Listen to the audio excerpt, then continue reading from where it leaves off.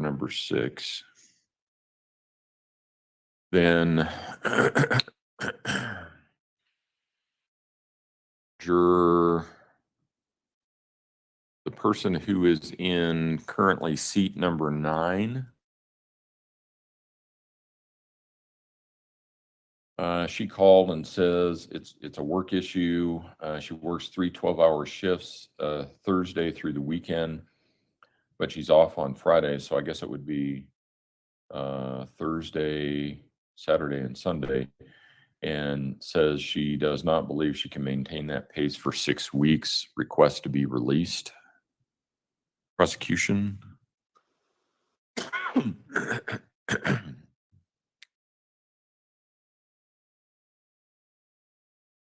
Mr. Tellini.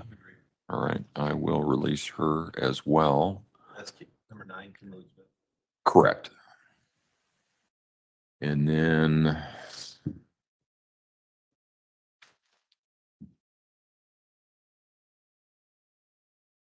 juror number 18.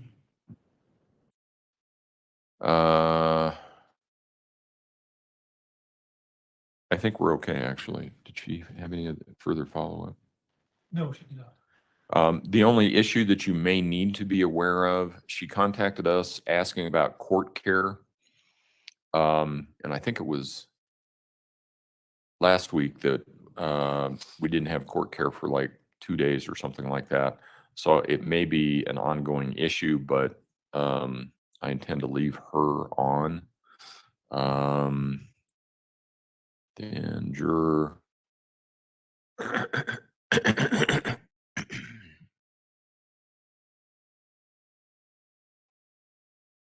Then juror number 23.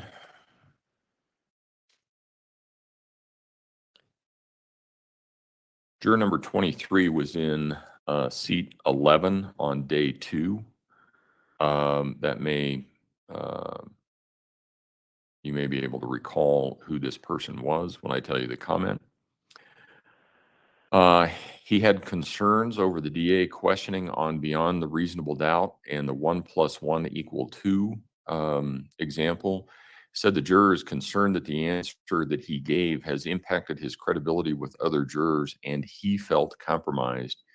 He said it's on his mind and it may be impacting his health. Prosecution.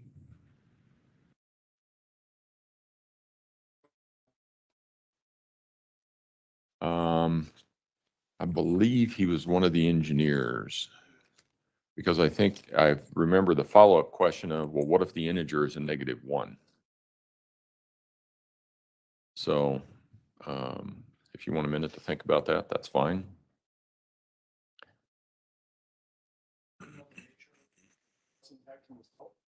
You have all the information. I'm not holding anything back. These are just voicemails that were left with us. And that's all he said. I can follow up with him and ask and see what you want to do after that. Okay. All right. I can do that.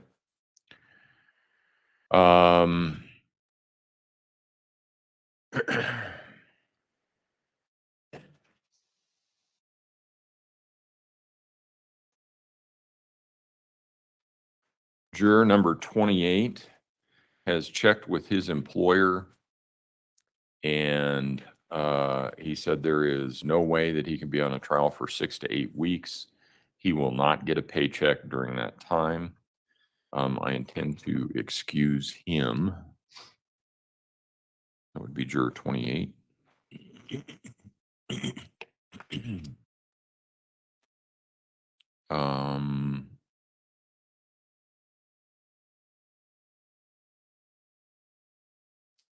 I will pass this on for what it's worth.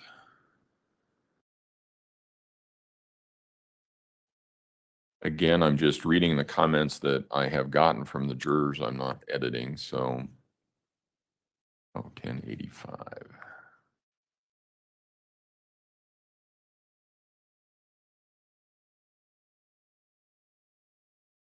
1097. Juror 29 said she contacted her employer and the issues with her employer have been worked out. She also says she's a volunteer for the jury and would rather be on the jury than a backup. She says it's better for the employer.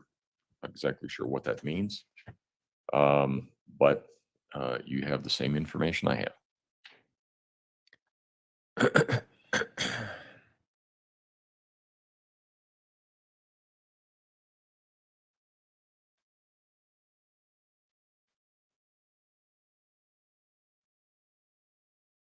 Juror 32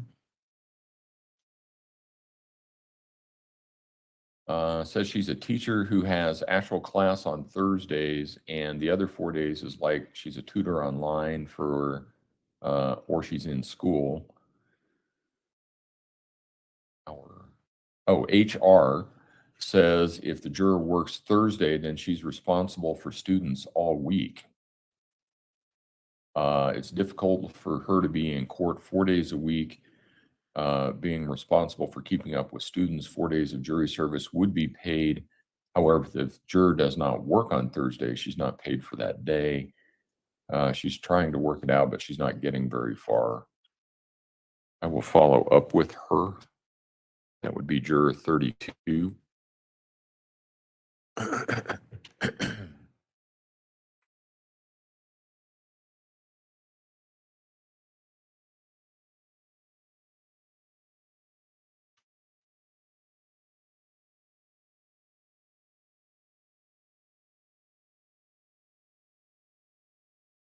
Juror 53. Juror 53. I think I recall this person. She is a little bit older, and she says she contacted our division about medical issues. She has sciatic pain on the left side, and sitting aggravates it. She wants to stay active and help the pain. I think because of the sitting, she's concerned, and she requests to be disqualified. Prosecution 53.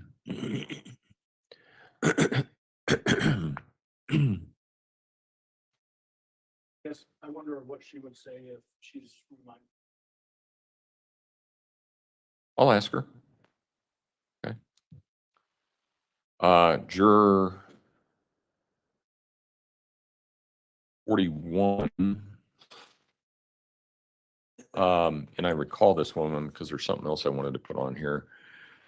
This was the woman whose son is in DOC, and she described that it caused her some degree of anxiety when she came into the courtroom. And she says she cannot do this day after day. She says court is an unpleasant experience.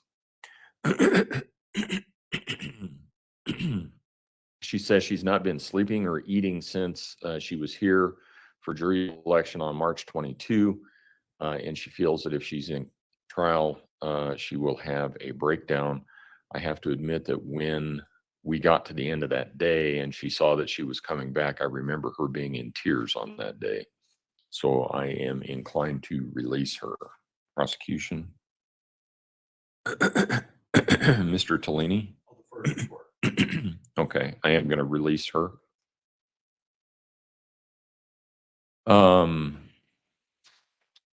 Juror number 63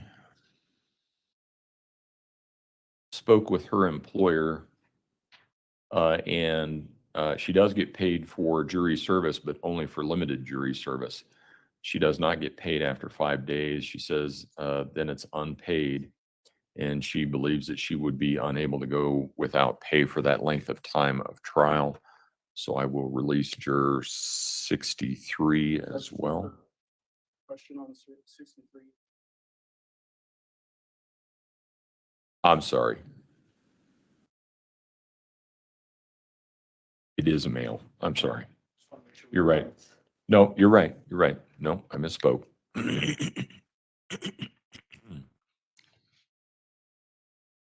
I am releasing 63. Yeah, he contacted his employer.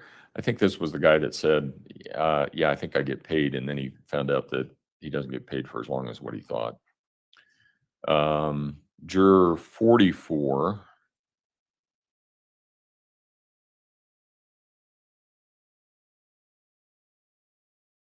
Oh, this was the guy that called about because he has a large truck, and I think we've got that figured out.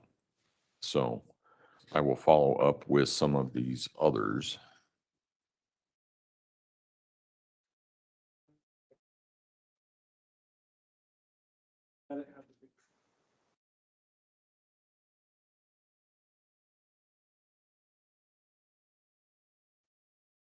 Well, he identified himself by name, which is how, let's see, 2702, let me make sure.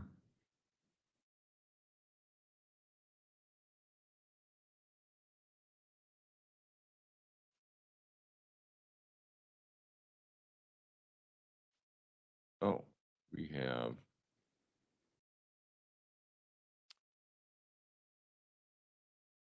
This is, yeah, he's not in seat. Yeah, except that. Oh, got it. Yeah, right. Wrong chart. Okay, he is in seat, whoops. He is, where'd he go? I have 2702 as juror. Oh, there he is. He's in seat 17 on the 11 o'clock chart. So, and I think we got that worked out.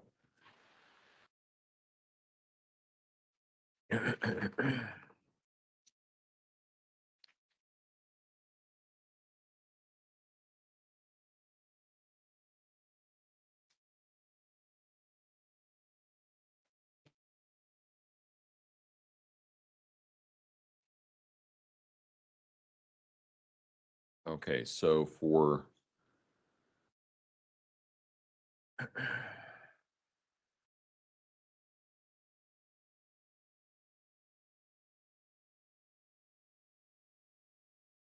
sure I'm in the right place here.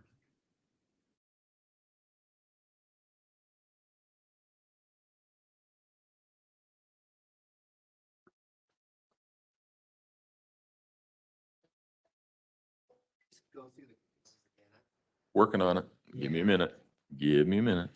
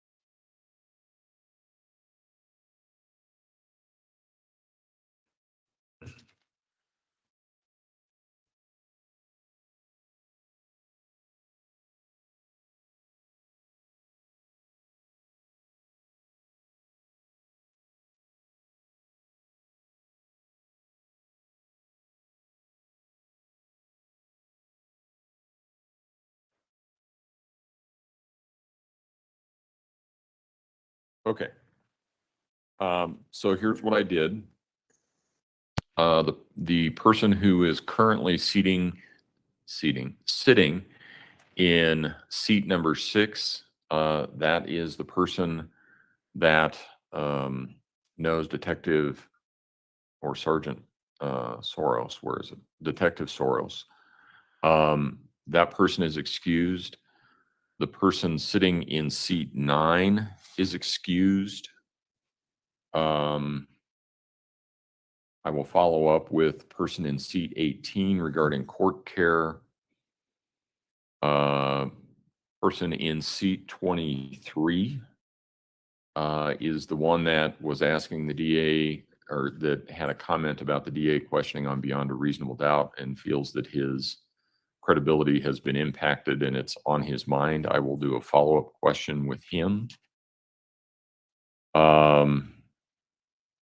Juror 28 is being excused as a result of work issues.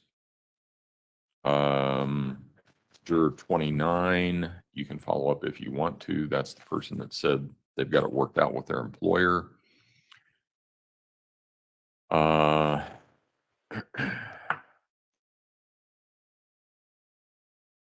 will also follow up with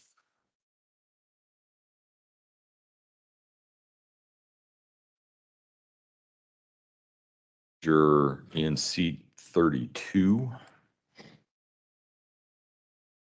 that has sciatica issues, and see if standing and all of that will help her. Or no, that's not that. I'm sorry. Yeah, that's not the sciatica. Sciatica is the next one. This is the one that has the work issues as the teacher. And that is, she is in seat 32 currently. The next one, 1605.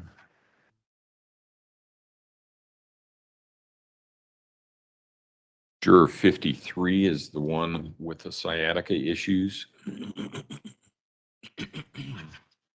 I'll follow up with her. Juror 41 is being excused. And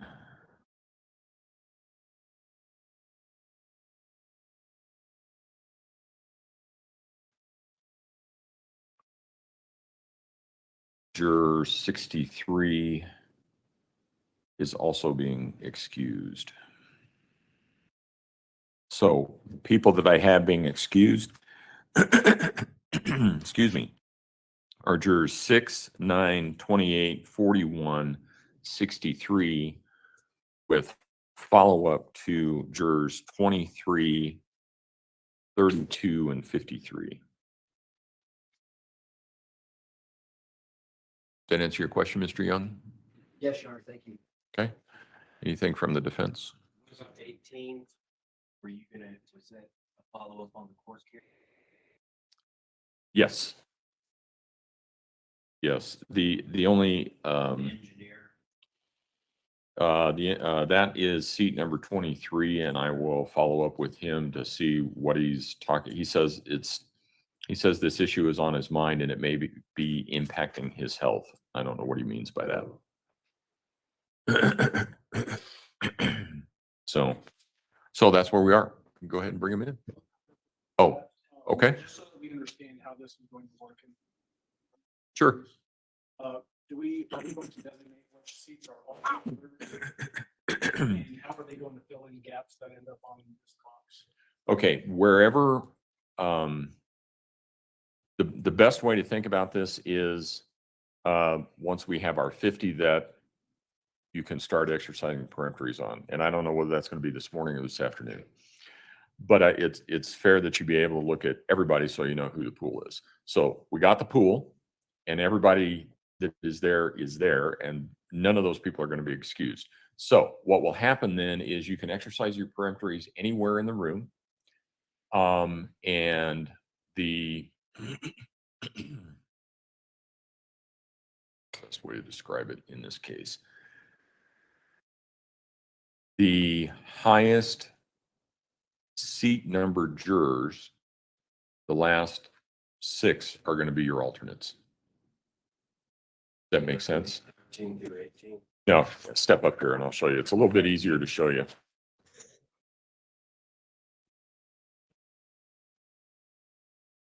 Okay. So let's assume everybody is here. Let's assume everybody's here, including the strikes, because I'm not going to send really anybody out. Well, no, say I excuse these people. So I excuse these 4. So these seats are vacant, right?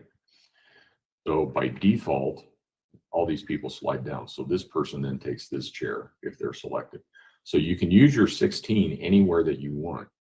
And then let's assume that these are your last 6 jurors chosen along here. Those are going to be your alternates, with this being alternate 1, 2, 3, 4, 5, and 6. Assuming they end up down here. Correct. So the Assuming last that's in the box. assuming that they end up in the box, right? Yeah. Does that, And then they're just gonna snake in, so this will person Right. go here. everybody's going to slide down. Yeah, they'll come up. Okay. Yep. Does that, anybody have any questions? Does that No. make sense to everybody? Yep. Makes Okay. sense. Okay. Not that that record's going to help a bit, but we had it and they had the diagram. So there we are. Okay. Is there anything else that we need to take up from the prosecution? I'm sorry, just, Anything else we need to take up? I don't know if you want to do this now or when we get, before we do opening, but we intend to dismiss count 3, which is child abuse count. And so for, we charge this case Right. with child abuse. Knowing, first degree child under 12 was originally count 1. Child abuse resulting in death was count 2. That was done before gang injury remains were found. Once gang injury remains were found, and we got more evidence on one, and then count 3 doesn't really fit.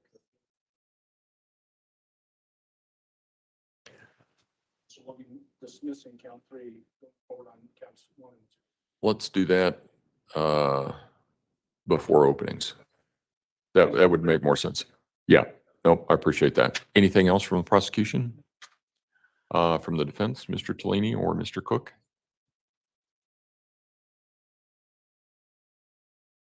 I'll do it before. I do have a motion regarding I'm maintaining my position regarding the changes. I can either do it now or.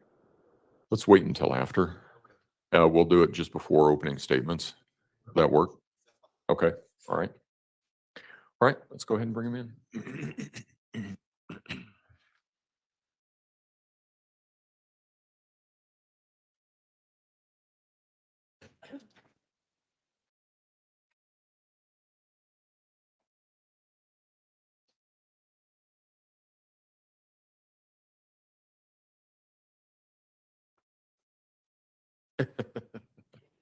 No, but it seems to be working, and that's all that's all that counts.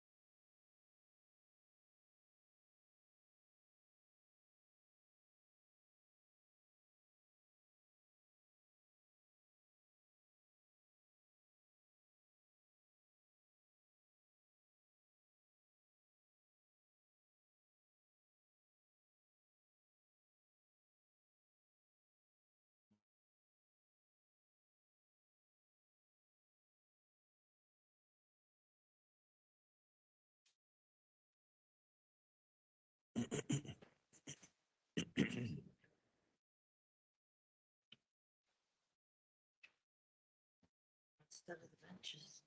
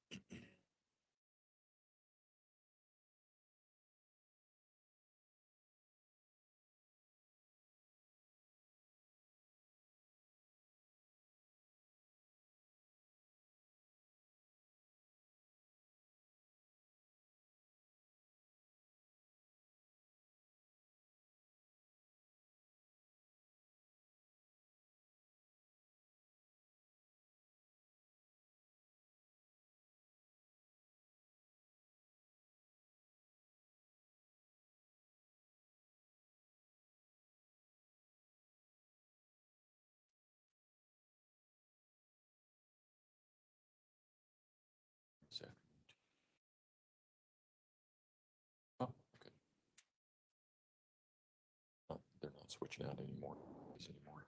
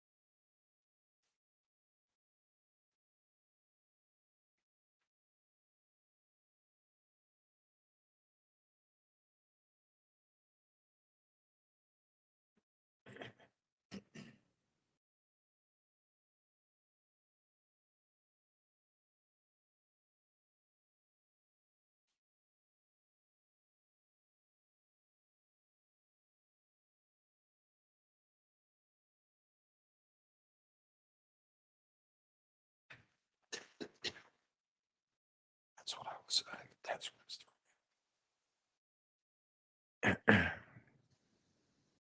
Q. Yeah, because we still got that one. This row.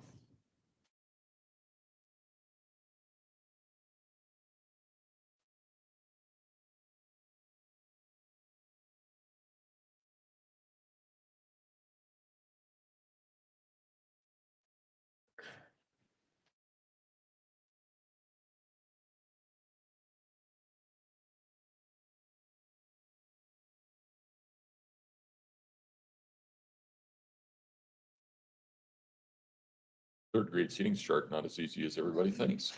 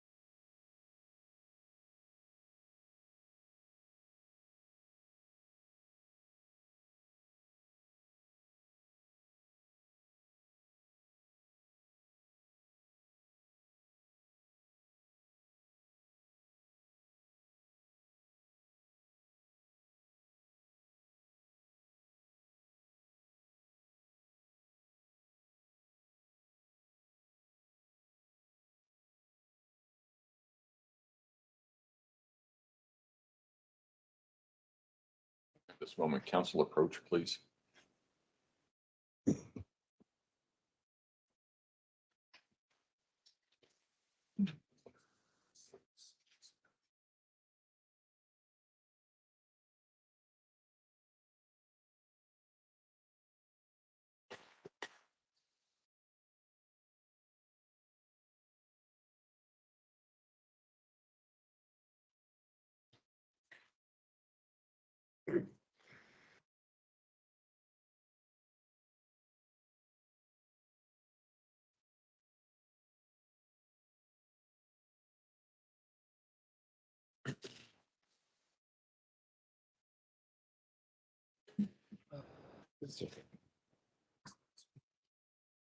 Council approach again, please.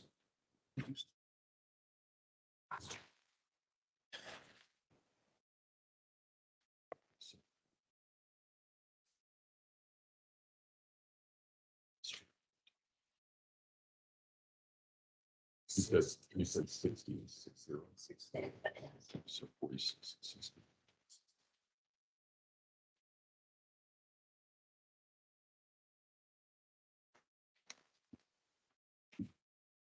Good to go back.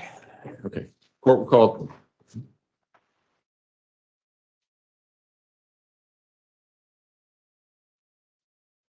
All right, court will call 20 CR 1358, People versus Letecia Stauch. Record should reflect the jury has returned to the courtroom.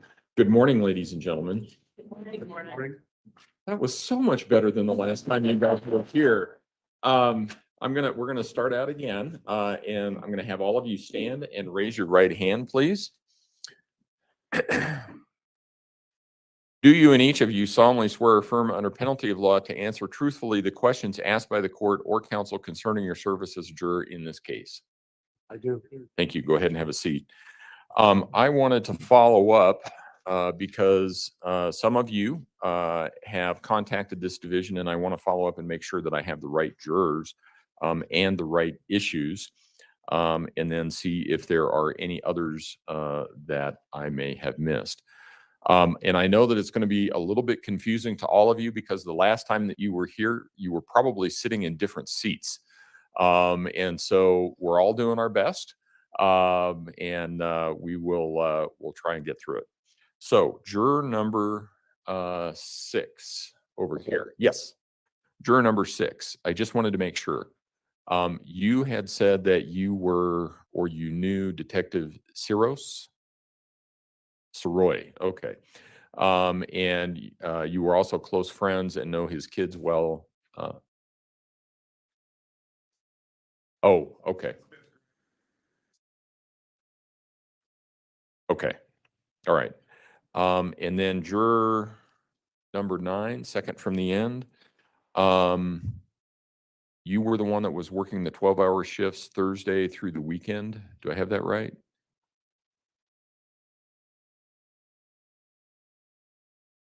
Right, okay. Juror 18 in the front. You had called to ask about court care. Did you get that all resolved? Okay, just wanted to follow up. And then juror.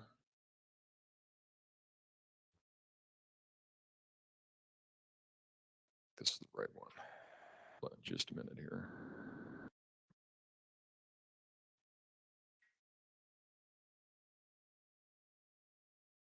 Juror 23, I think in the back. Did you, for on the end there, ma'am? Yes, that would be you. Juror 23, did you contact the court? Oh,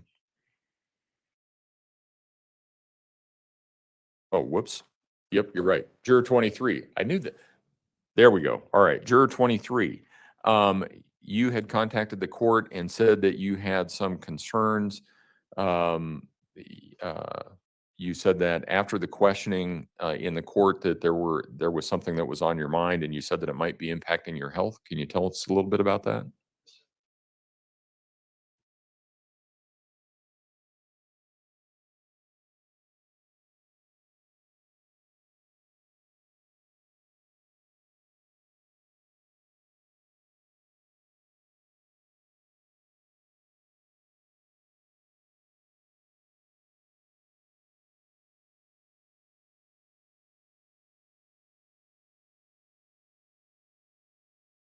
Okay.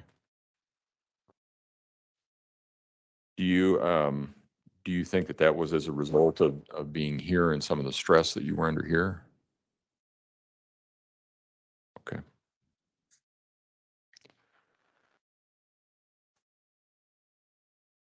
Juror 28 on the end here in the front.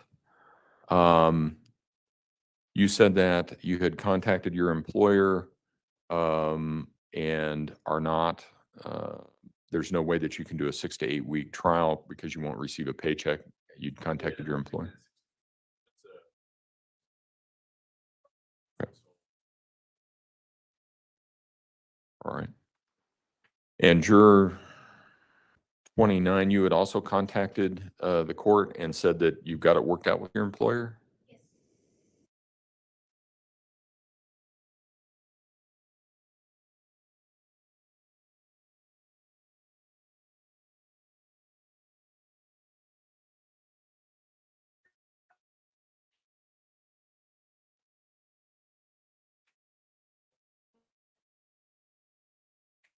Won't be that way. The way an alternate works is that you're here the whole time.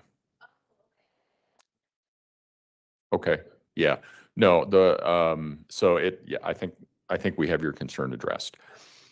Juror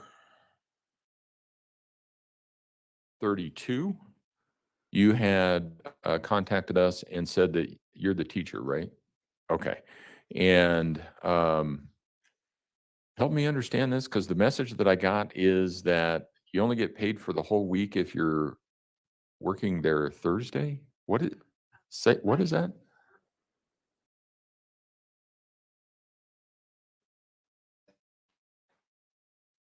Okay. So we're good? We're okay. All right. Okay. Okay. That's okay. That's what I wanted to follow up with. Okay.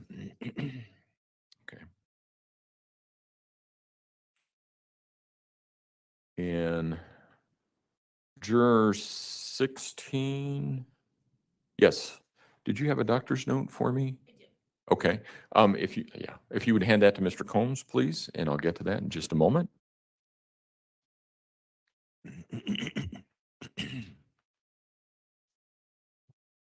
Thank you.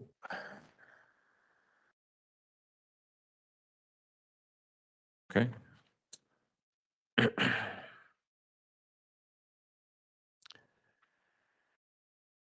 And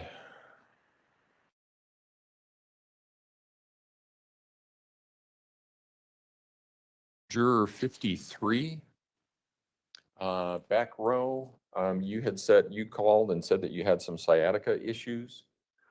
Does it help if you can get up and stand? And you're also going to be, it's not a whole lot better, don't get me wrong, but the chairs are a little bit better than what you're sitting in.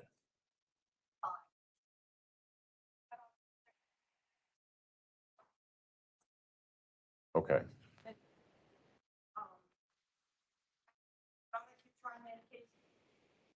Okay.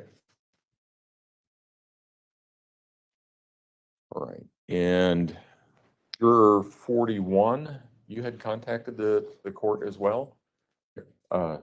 Striped shirt. Yes, ma'am. Yes.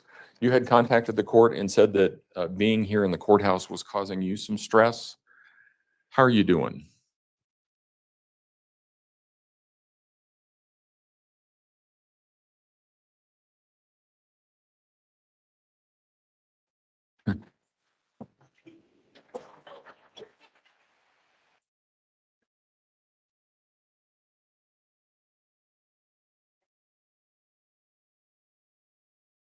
Well, I remember when you got the card that had your report back. I remember that you were a little teary when you got that. So and it sounds like it's not gotten better. Okay. And juror 63, let's see, something's not right here.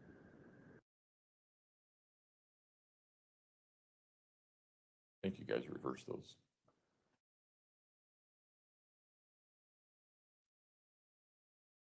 Something's not right here.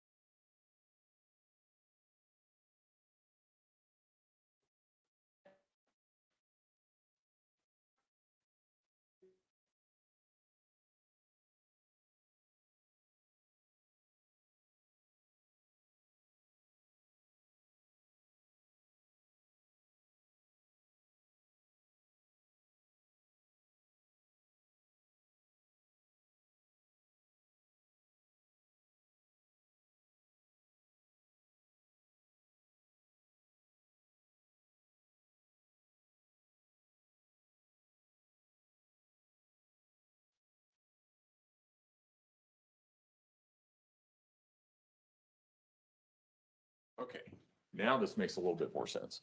And juror 63, there we are. Yep, nope. Face matches the name, works great. Okay. Juror 63, you had said that originally you thought that you were paid for jury service, and it turns out that you are, just not as long as what you thought. Okay. All right, just wanted to make sure. Okay.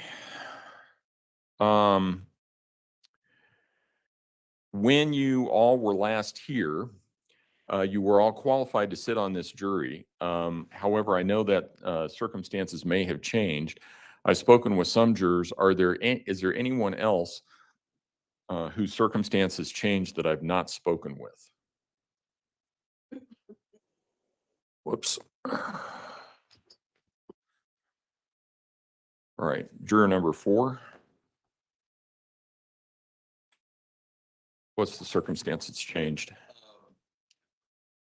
I'm currently having an issue with DFAS. Categorize me as AWOL.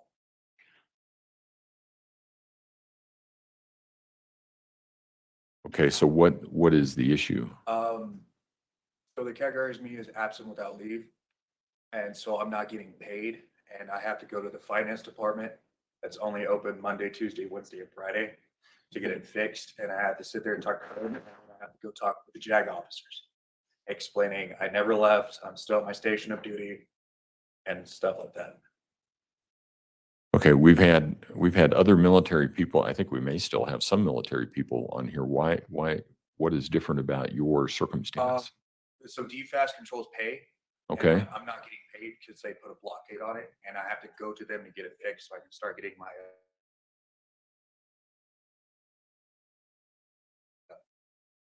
pretty much my and, pretty much the military's put a hold on my account okay, and I have to fix it first before I can do anything because if I don't fix it, it'll start a cascade of problems.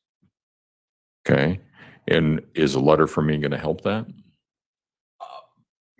Maybe I have honestly no idea, sir. We're currently right now, the issue is I had a deletion of orders to go overseas. And currently finances still have it in their system that I was supposed to go there. And right now the fight is saying I got the canceled. Oh, so that doesn't have to do with this case, though. That occurred sometime before, right? Yes, sir, but still as of right now, I have not been paid by the military and I got Okay. that thing. Okay, I think I understand.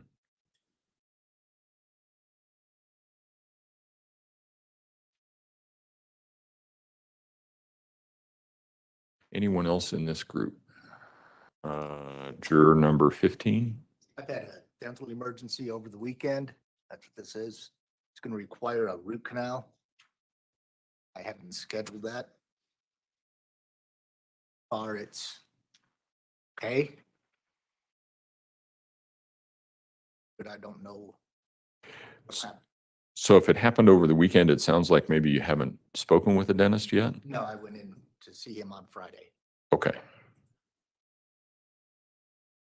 and he gave me antibiotics just to stop the progression, okay, schedule a root canal. okay.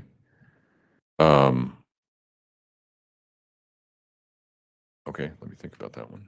Anyone else in this front row? On the end, juror 10?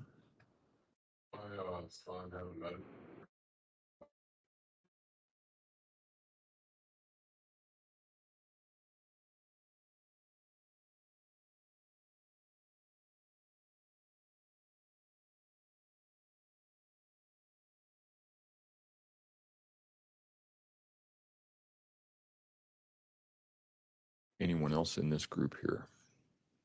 Anyone else in this group? Juror 24?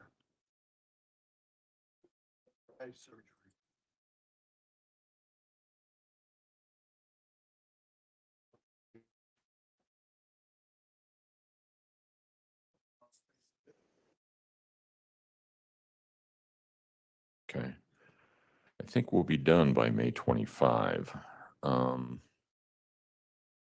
Okay, anyone else in this group over here?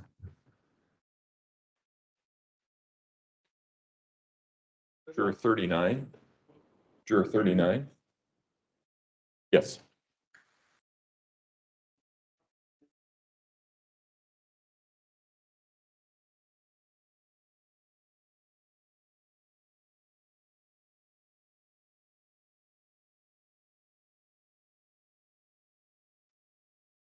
But it's not scheduled.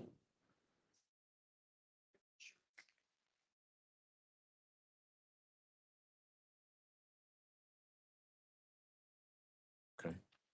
Anyone else in this group over here? Juror 40.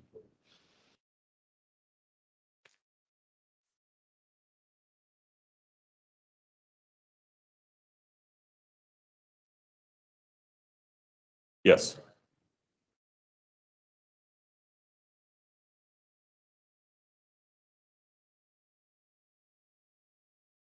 What kind of work is it? I designed for.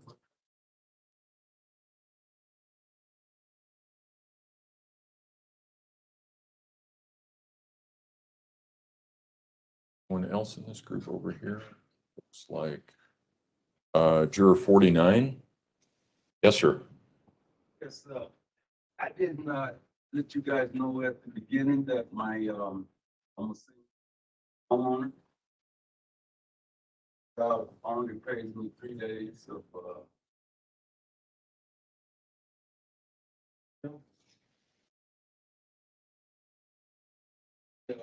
with me being a single homeowner, it'd be kind of hard for me to,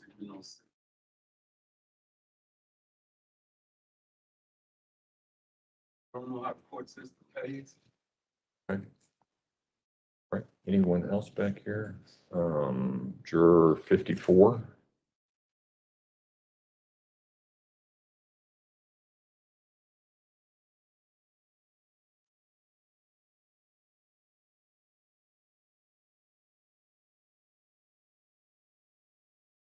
Over here. Juror 30.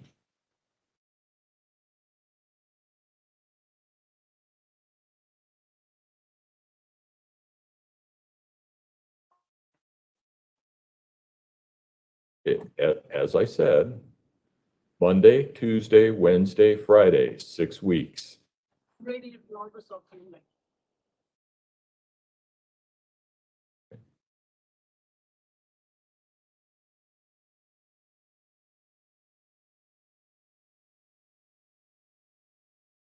I've already spoken with you. You're 45, I believe it is. Yes.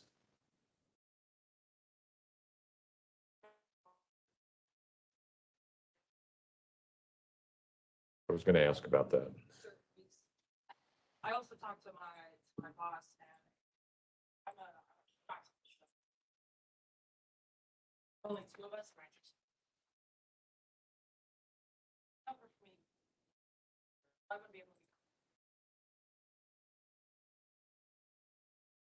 able to. I just want to make sure I understand this right. Your pregnancy may be an issue for service here, but you're going to still serve as a kickboxing instructor? Yeah, I mean, I can teach without actually having to do it. Okay. Just making sure I'm following the whole progress here. Okay. And in the third row there, juror 61. Yes, ma'am.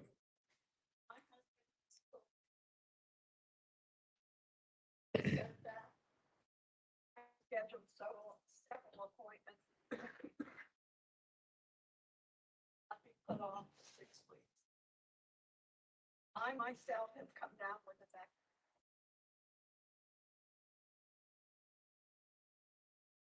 Else in this back group?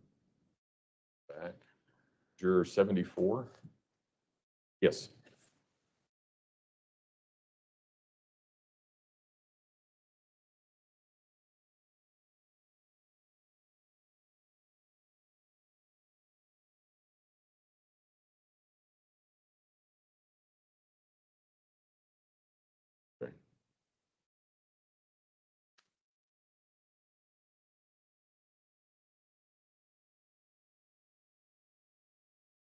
Okay. And juror 75, you sort of went like this. Wasn't sure if you were actually raising your hand, not raising your hand. What's going on?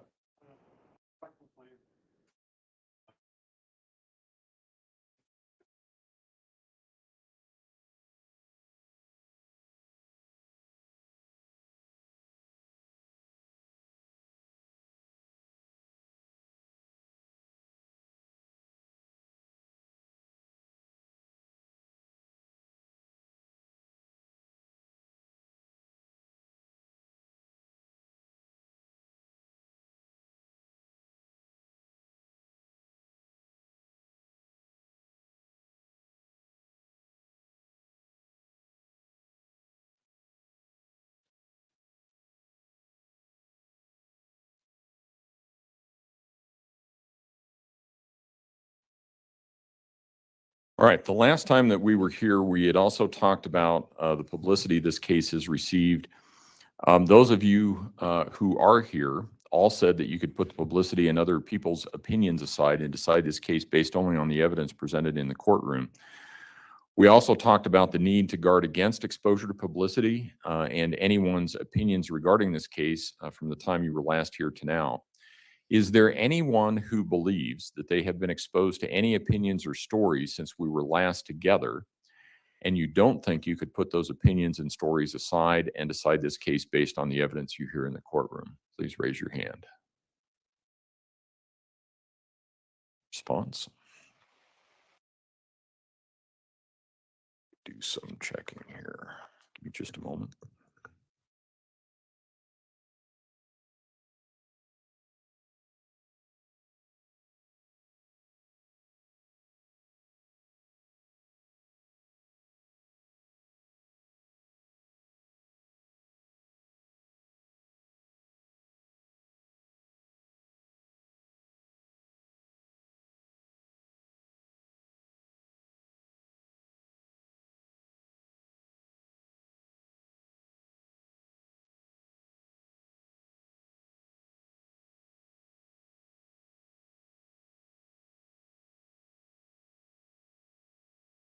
Is there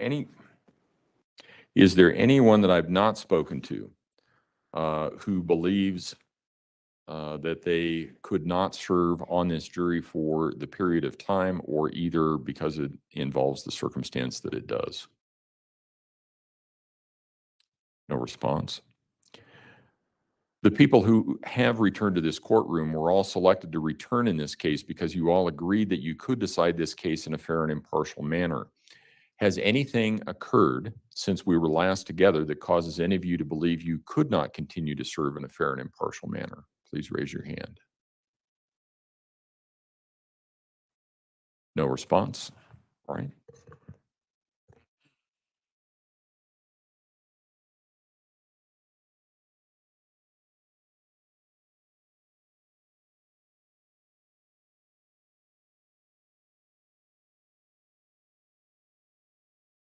Council approach, please.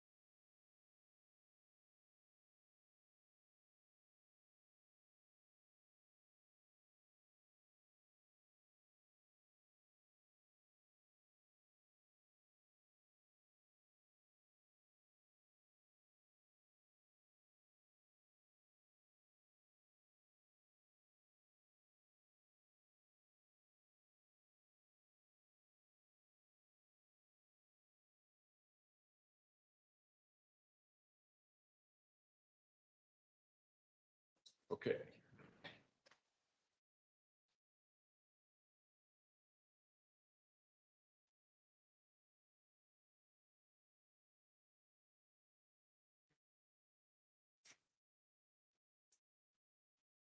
So I'm going to, if I excuse you, stay in your seat until we get to the end.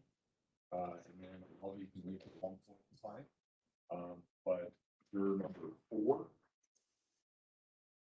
6, 9, 15.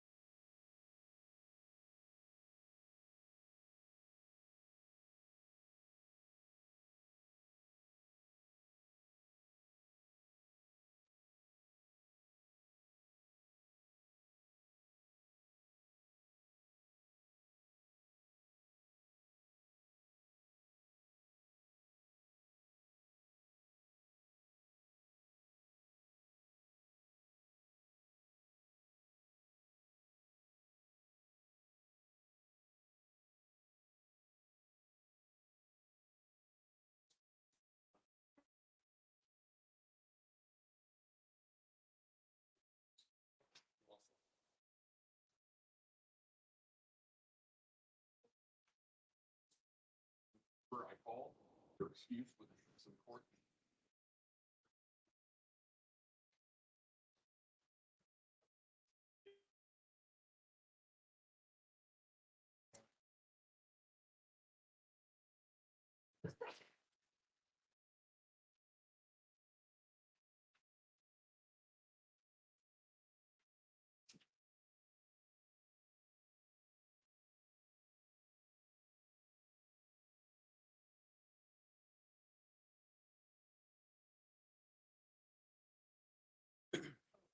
I'm so sorry.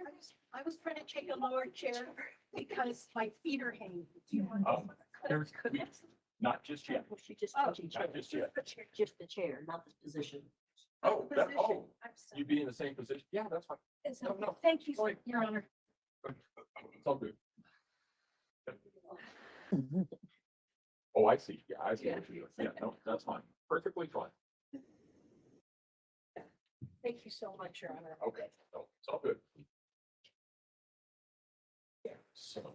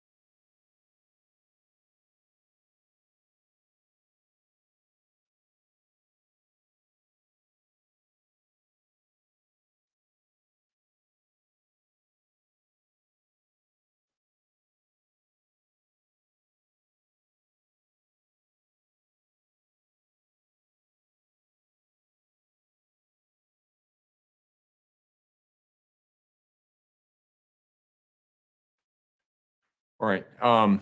Is there anything, um, is there any reason why anybody believes that they could not serve as a fair and impartial juror in this case, if selected to serve? Please raise your hand. If you are in this room, you should anticipate that you will be on this jury. So if there is any reason that any of you have, that causes you to think why you could not serve, on this jury, please raise your hand. No response. All right, counsel approach, please.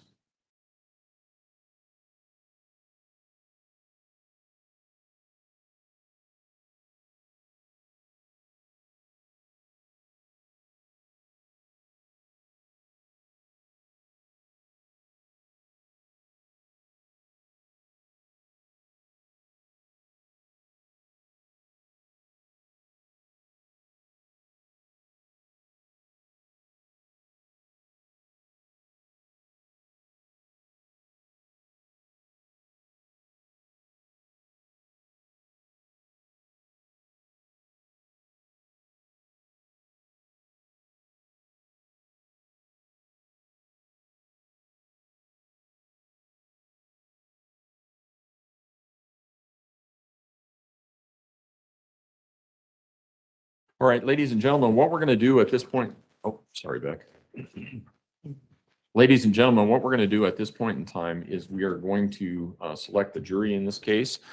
The jury is actually selected by a process of deselection, and we've spoken about that before. What that means is that you will see the attorneys handing a sheet back and forth between themselves. And when we get done, I will read the numbers of the jurors who will, or the numbers of the people who will serve as jurors in this case.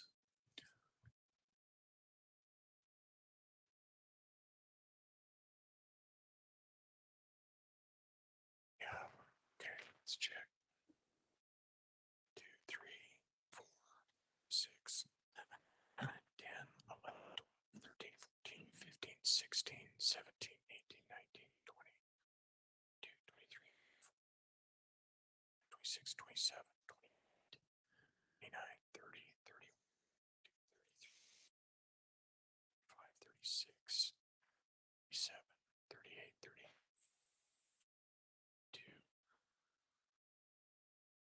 46, 47, 50.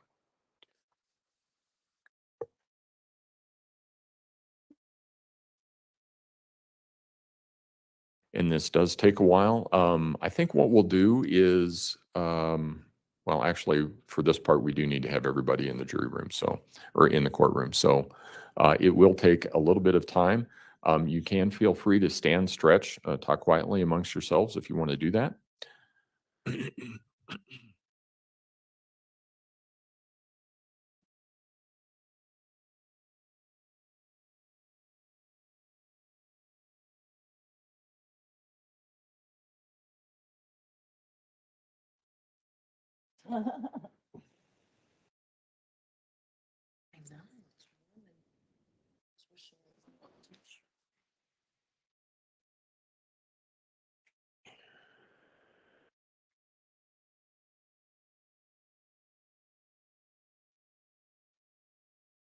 That's right.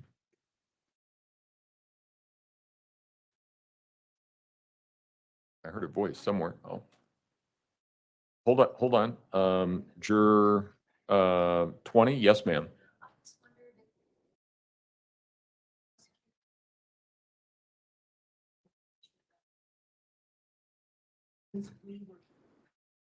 Have they been given any more information about you? Was that the question?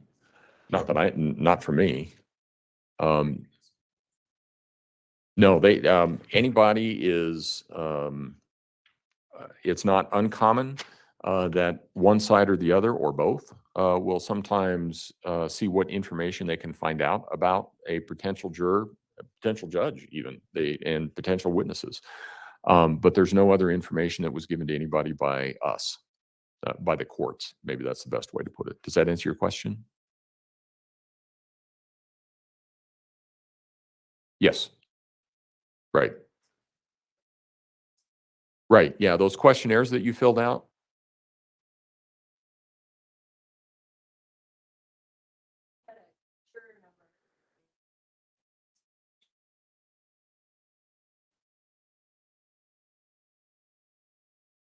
Right. No, remember the comments that I made was that the court staff, the attorneys, and their staff will know who you are, but nobody else does. Because constitutionally, they're entitled to know that information. No one else is. Does that answer your question? Okay.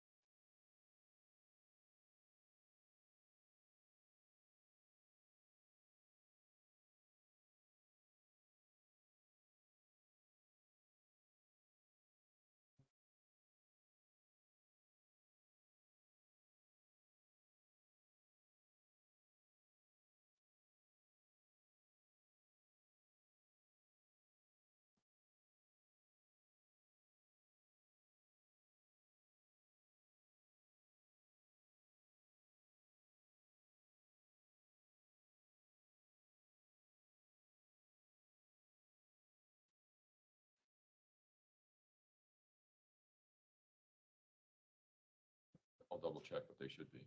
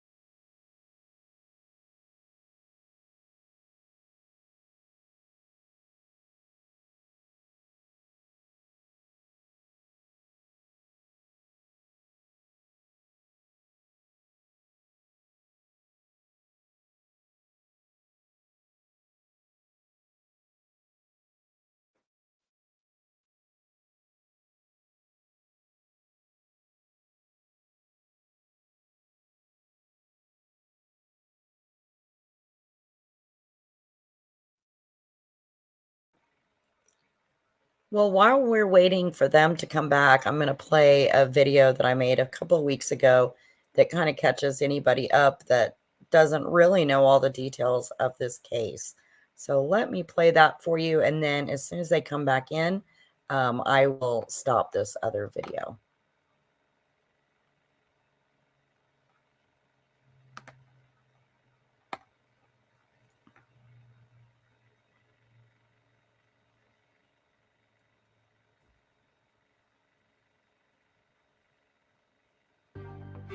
Searching for 11-year-old Gannon Stauch, who vanished 7 days ago from Colorado Springs. I'm pleading, if anybody has any type of lead, put yourself in my situation. I would never, ever hurt this child. And I know there's some questions out there. Imagine how afraid Gannon is. Hard to hear, but today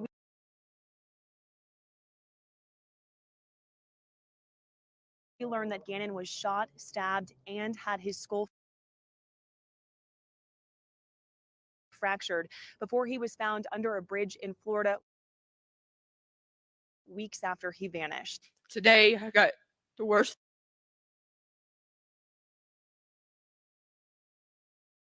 news and the best news. Obviously, we know what the worst news is. But the best news is that justice will be served, and I'll make sure that justice is served, because my boy did not deserve any of this that has happened to him.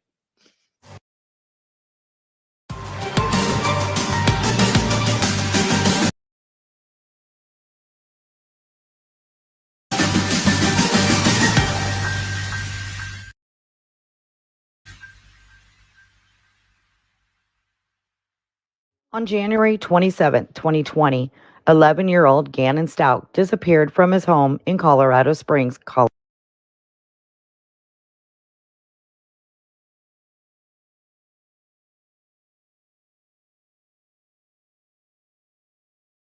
Colorado.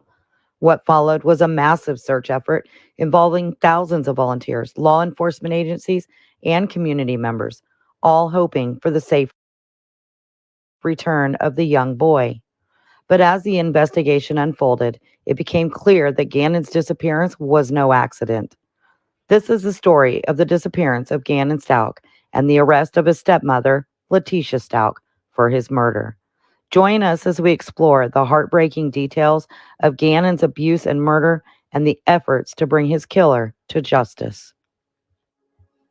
Gannon Stauch was a cheerful and outgoing 11-year-old boy who lived with his father, Al Stauch, and his stepmother, Letecia Stauch, in a suburban area of Colorado Springs, Colorado.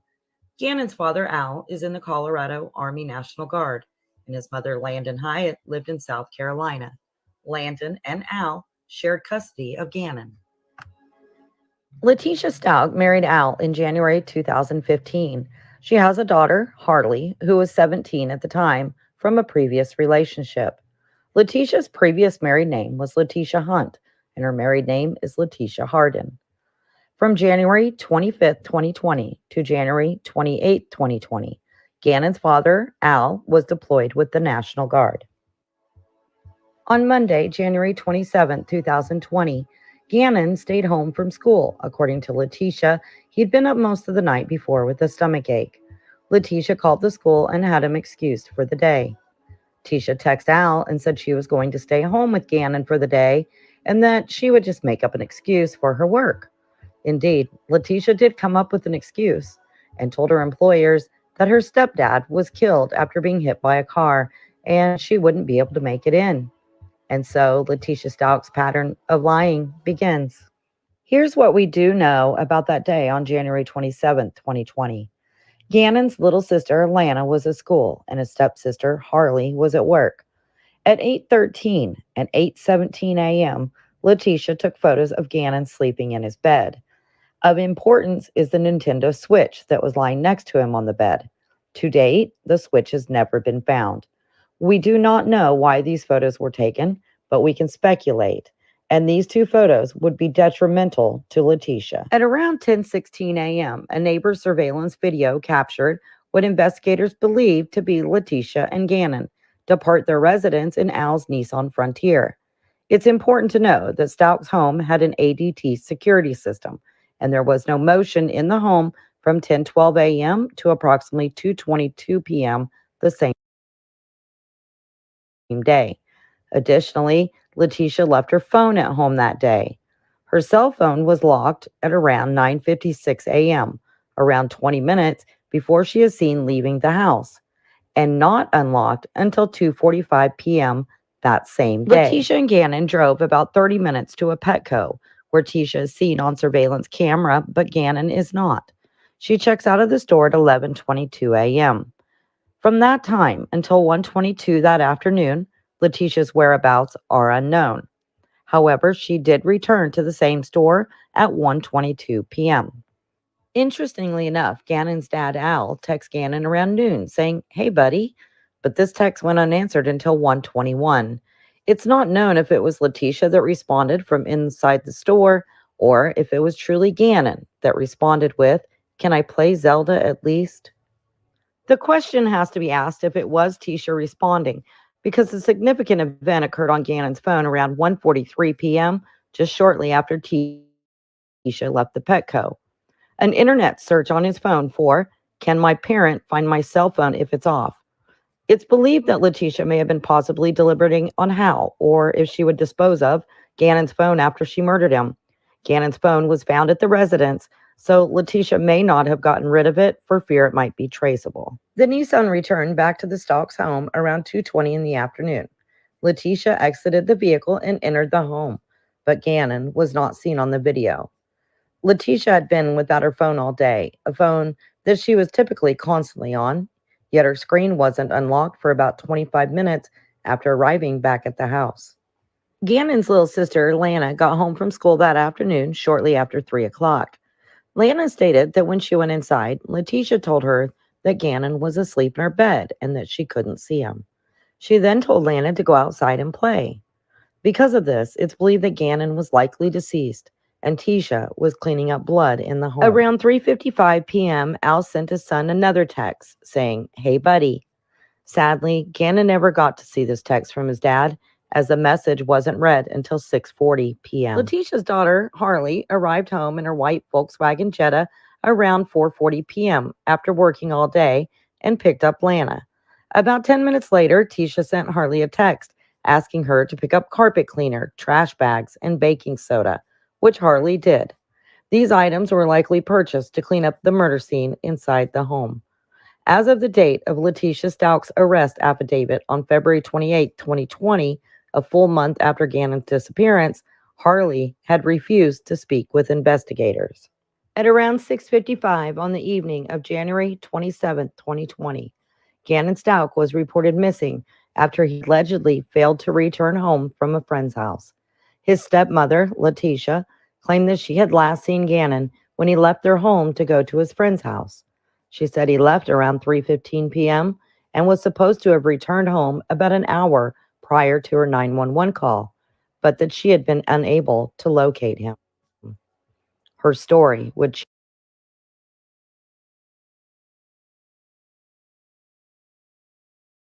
change dramatically over the next few days.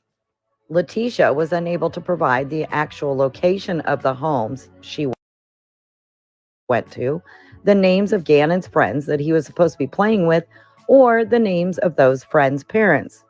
What began as a missing child investigation would soon develop into one of murder. El Paso County Sheriff's Office responded to the home at 10:09 p.m. on January 27, 2020. When they arrived, Tecia's Volkswagen Tiguan was backed into the garage. Responding officers searched Gannon's bedroom and did a limited search of the residence and took a report from Letecia. A missing person investigation was initiated, and in the coming days,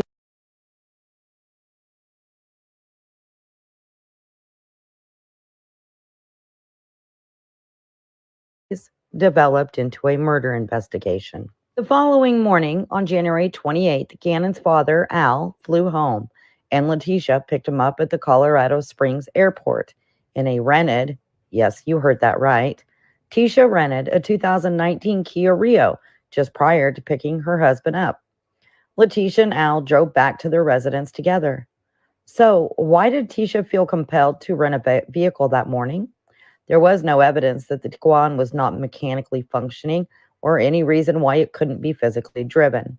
In fact, unbeknownst to her husband and investigators, the Tiguan remained at the airport in the short-term parking lot till around 6 p.m. that evening. When questioned by Al about why she was driving a rent-a-car, Letecia allegedly responded that she was concerned about putting miles on her Tiguan. During the time period that Letecia had the Kia, she would not provide its location, and Mr. Stauch never saw the car. Tisha had also told Al another story, that her Tiguan was near the French elementary school. Around 7 p.m. on the 28th, Letecia returned the rental car and got into her Tiguan, heading to Falcon. During this time, she was sending messages to her daughter and to Al, along with searching the web. Letecia also took numerous routes that would relate to the search efforts. Around 10:15 p.m., Stauch stopped near the shops at Briargate Starbucks for about 55 minutes and connected to a Wi-Fi network. At about 10:50 p.m., the Tiguan and Letecia got back on I-25 and went to a Massage Envy location near Powers Boulevard. This is where Harley worked at the time. During this time, Letecia was searching the internet for Amber Alerts and checking the Ring doorbell camera video while connected to the Wi-Fi at the massage parlor parking lot. Harley, however, was not at work at the time and later picked up Letecia in her own car at the parking lot. The Tiguan stayed in the parking lot overnight, and the Jetta got back to the Stauch home around 1:23 a.m. Letecia's phone wasn't taken off airplane mode until January 29th. That same day, January 29th, and 2 days after Gannon went missing, Letecia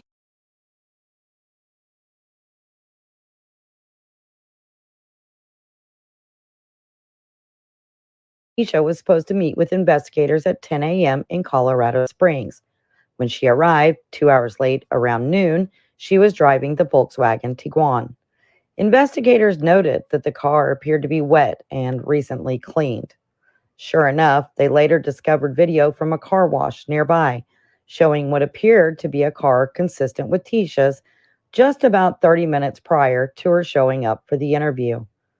Up until this point, Letecia had spoke with investigators over the phone, but avoided any one-on-ones with them, did not want them going to her home, and was difficult at best to track down. For the interview, Letecia brought with her several pieces of notebook paper that contained notes she had written down. During the interview, she referred to her notes and asked investigators if she could just read her notes. It was at this point that Letecia drastically departed from her initial statements to law enforcement regarding the report of Gannon's disappearance. This time, Letecia said she had been held at gunpoint by a Hispanic male she knew as Eduardo, and that after he was finished with her, he abducted Gannon. In Letecia's story, she met a man named Eduardo on January 26, 2020, the day before Gannon went missing. She described him as a Hispanic male with brown hair and brown eyes, but couldn't provide any specific identifying information. She told investigators that Gannon had knocked over a candle on Sunday, causing the carpet to burn. After that incident, she drove around the neighborhood where residential construction was taking place. She met Eduardo, who was working on a house, and asked if he would repair the carpet in her home. Eduardo agreed, and Letecia provided him the garage door code, and they agreed he would repair the carpet while she was shopping the next day. Speaking of the candle incident, Letecia video recorded what happened the night before when she alleges Gannon knocked over the candle. The audio is quite disturbing. Let's listen. I'm just freaked out, okay? Are you sure you didn't do it on purpose? He did it. Okay, you promise. You promise. On purpose. Pinky promise. Pinky. Okay, all right. So listen. We're all right. We're gonna have to sell stuff to fix it. Okay. So we figure out what we gotta sell. We can sell the sofa. We can sell whatever, because we gotta get it fixed. So, lady, don't be mad at us and kick us out of the house. Okay. You got it? Letecia said she arrived home around 2:30 on the afternoon of January 27th. She immediately disarmed her security system and went to the basement. She said that Eduardo was waiting in the basement, attacked her, and pointed a gun at her. Letecia then claimed that after Eduardo held her at gunpoint, he allowed her to go upstairs to greet her stepdaughter, Lana, who had just arrived home from school. Letecia said he sent Lana outside to ride her bike, then returned to the basement where Eduardo penetrated her against her will between 3:30 and 4:30 p.m. During this period, she believed she had hit her head and may have blacked out. Investigators noted that there were no injuries on Letecia's head during their interview with her. Making her story even more ludicrous, Letecia told investigators that during the attack, Gannon jumped on Eduardo's back and Eduardo was able to throw Gannon off his back and across the room. After Eduardo had finished, he had the gun held to Gannon and demanded a suitcase. Letecia provided him with a brown suitcase and a cardboard box. Eduardo then attempted to sexually assault her again, but she hit her head and once again blacked out. Letecia stated that she tried to fight off his attacks, but was unsuccessful. Letecia said straightened up signs of disturbances in Gannon's room and cleaned up the utility room. Letecia didn't call 911 about the home invasion, rape, and kidnapping of their child. In fact, she didn't mention any of this for 2 days after Gannon had been missing. Investigators offered Letecia the opportunity to have a sexual assault nurse examiner conduct a forensics examination at a local hospital. Ultimately, Letecia did not want to have the exam completed. When given the opportunity to provide investigators with evidence that would possibly identify Eduardo, Letecia refused to cooperate. Towards the end of the interview, Letecia said she wanted to leave. Investigators seized her telephone and detained her while they obtained a search warrant to obtain DNA collection. Letecia began stuffing tissues in her pants and said she was having chest pains and shortness of breath. Investigators immediately requested medical assistance and paramedics arrived, accompanied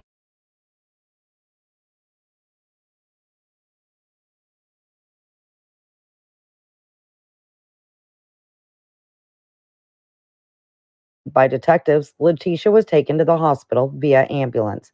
During the ambulance ride, Letecia was unresponsive to questions by medical personnel and seemed to have a miraculous recovery when they arrived at the hospital. Letecia continued evasive behavior at the hospital, but particularly after investigators told her that they were going to issue a search warrant to collect her DNA. Additionally, they confiscated her car and towed it to their evidence facility. Letecia never did consent to a sane exam. Letecia was not in custody after the warrant was executed at the hospital and left the hospital without telling investigators. She also made a phone call from the hospital waiting room. Physical surveillance of the area showed an unknown person picking her up, and then she was reignited with her daughter several miles from the hospital. Investigators believed at this point that as pressure was increased on her, Letecia became more and more desperate to leave the hospital for fear of being caught in her own lies. Over the next few weeks, investigators searched the Stauch residence for biological evidence, amongst other.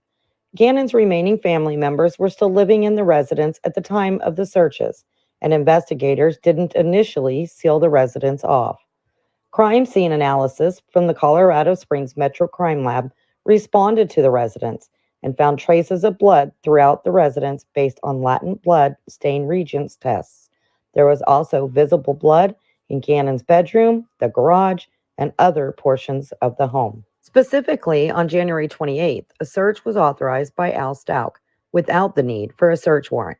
There, in Gannon's bedroom, in a corner of the room, investigators located an area where suspected blood had seeped through the carpet, through the pad, and stained the concrete. Furthermore, there was also blood stain and projected blood splatter located on the walls within this area. Indeed, over 50 droplets of suspected blood were found on the walls near Gannon's bed. Because of the way the Blue Star reagent reacted on the wall, it was expected that someone had attempted to clean it up. Trace evidence swabs from suspected blood were obtained from the electrical socket next to Gannon's bed. These swabs revealed that the blood was indeed Gannon's blood.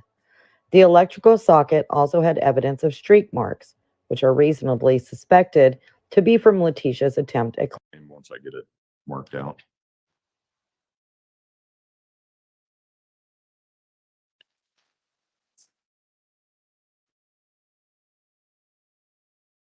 of that stain indicated that there was enough blood around the outlet cover to seep around its edges, leaving a visible outline. Gannon's mattress was also seized and contained a red stain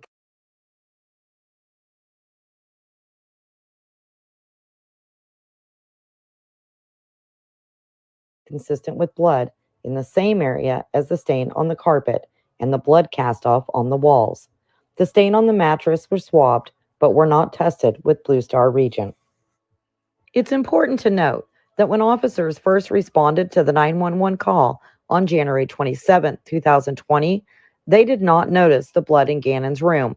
At this time, they were responding to a child that had left the home with permission and had not yet returned. Based on residual blood residue on the baseboards, an electrical outlet cover, and the blood that soaked through the carpet, detectives suspected that someone had attempted to clean up blood throughout the home, mainly in Gannon's bedroom.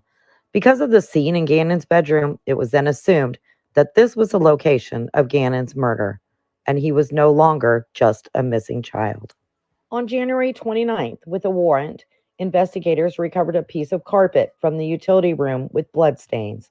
Additionally, investigators found in the dishwasher multiple carpet brushes with suspected carpet fibers on them, and the dishwasher appeared to have been run. Investigators believed that these brushes had been used to clean up the crime scene. Investigators also took a size 8.5 Nike shoe that belonged to Letecia.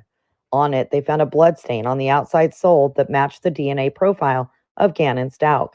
Furthermore, a DNA profile was obtained from a swab inside the shoe, which also matched the DNA profile for Letecia Stauch. Letecia Stauch asserted that her husband informed her about discovering bloodstains in their home, although she refuted any involvement in Gannon's disappearance and explained that he had a habit of experiencing repetitive nosebleeds that necessitated regular cleaning. Additionally, she divulged that Gannon injured his foot in the garage a few days prior to his disappearance, emphasizing that the garage contained tools, wood, and woodworking equipment that could have caused the bloodstains if an accident had occurred. According to Crime Online, Al Stauch contacted his wife and inquired about a sizable blood puddle found inside Gannon's room. Tisha recounted that her husband was shown various locations of bloodstains in the house, including the garage. She attributed the presence of bloodstains in the garage to the possibility of accidents occurring frequently, such as nosebleeds, and stated that Gannon sometimes walked around with blood on his arm from nosebleeds. Tisha also stated that Al told her that a bloody 2x4 board and Gannon's sock were discovered in the woods near Douglas County. Tisha clarified that her family frequently transferred unused boards from their garage to the pickup truck as remnants from her husband's woodworking pastime, and she suggested that several accidents in the garage could have resulted in a bloodied board. When asked how the board and Gannon's sock ended up in the woods, Tisha speculated that items had previously flown out of the truck while she was driving and suggested that the same thing may have happened to the board or Gannon's sock. Tisha refuted having been informed by law enforcement about the wood or sock, asserting that they had not contacted her. Investigators applied for and were granted a search warrant for Leticia's cell phone. Through the physical downloads of the phone, they learned that Letecia had lied to her employer, her husband, her friends, her daughter, and the children's babysitter. For example, on January 28th, Letecia had a conversation with the children's babysitter, saying that he had to go to the doctor for his stomach that morning. When the babysitter stated that someone had posted that Gannon was not at school that day.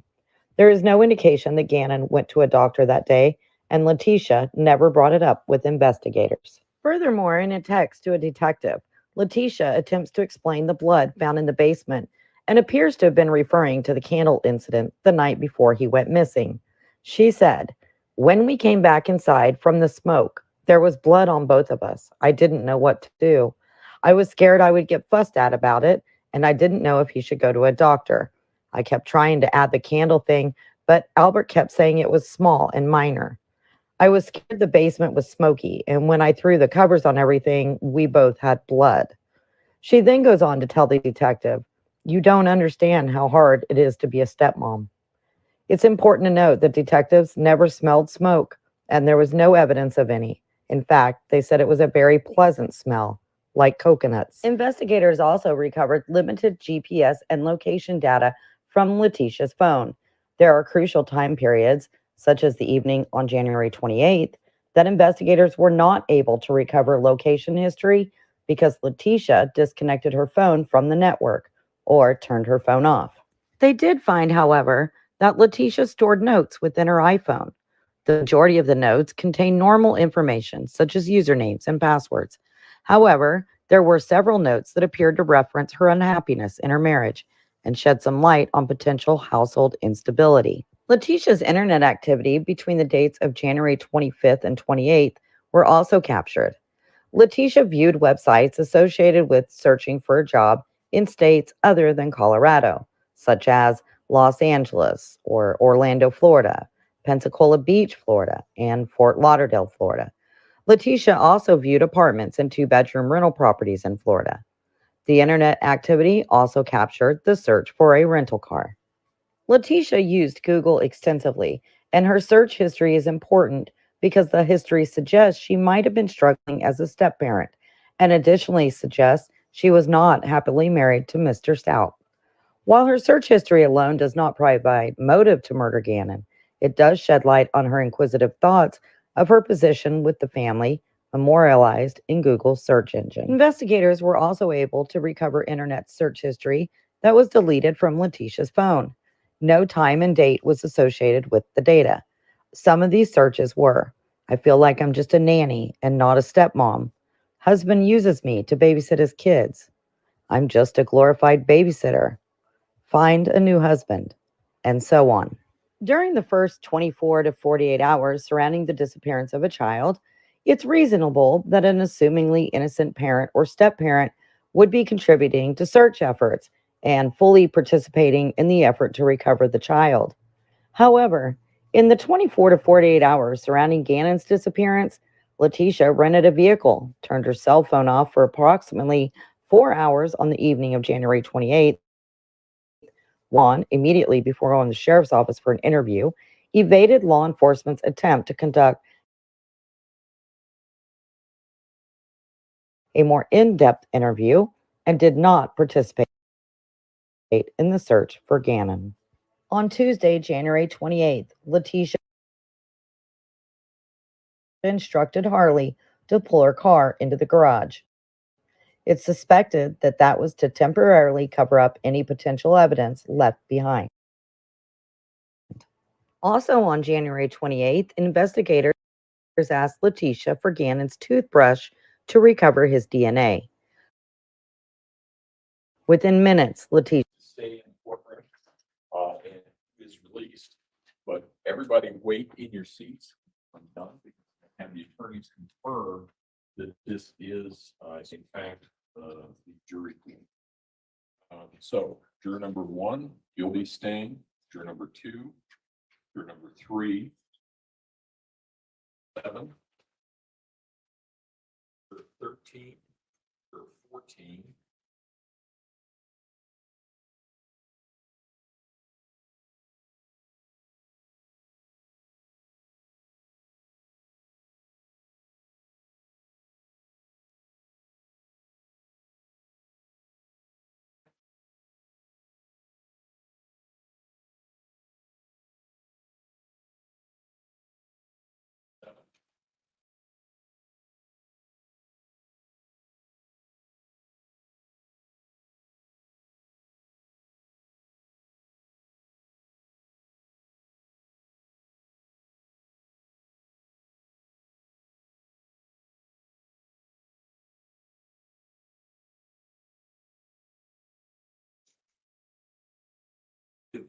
Right. So those people whose numbers I have called, stay in your seats. Everyone else is released with the thanks report.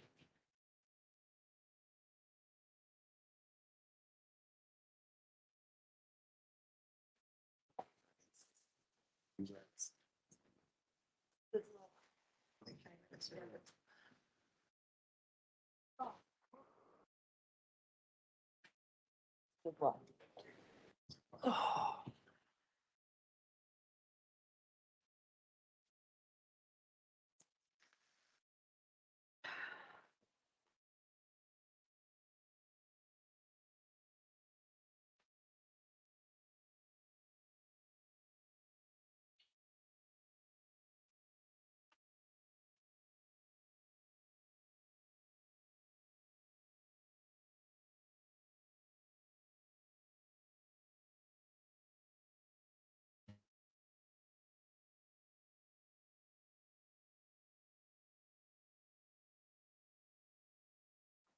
let's do this. Juror number 7, if you move down here next to juror number 3, then juror number, actually, let's do it this way. 14, if you'll take that seat right there. 13, if you take the seat in between.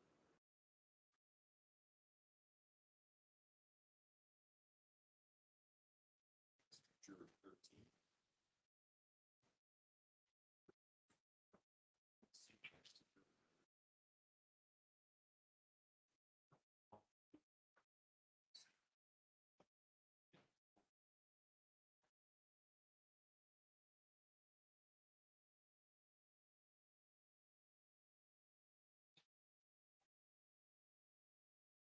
Seat. Follow her.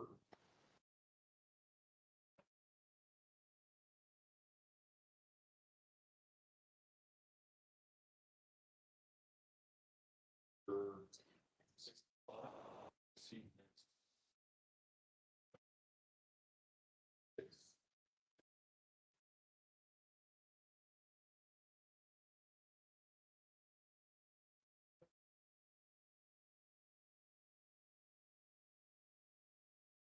Let's just follow him.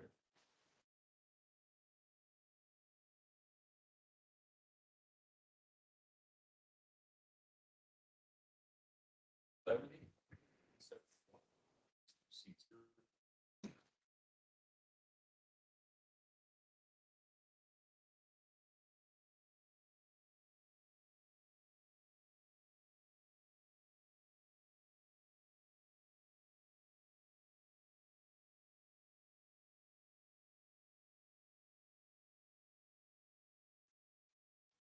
All right.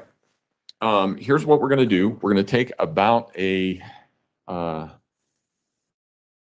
15-minute recess.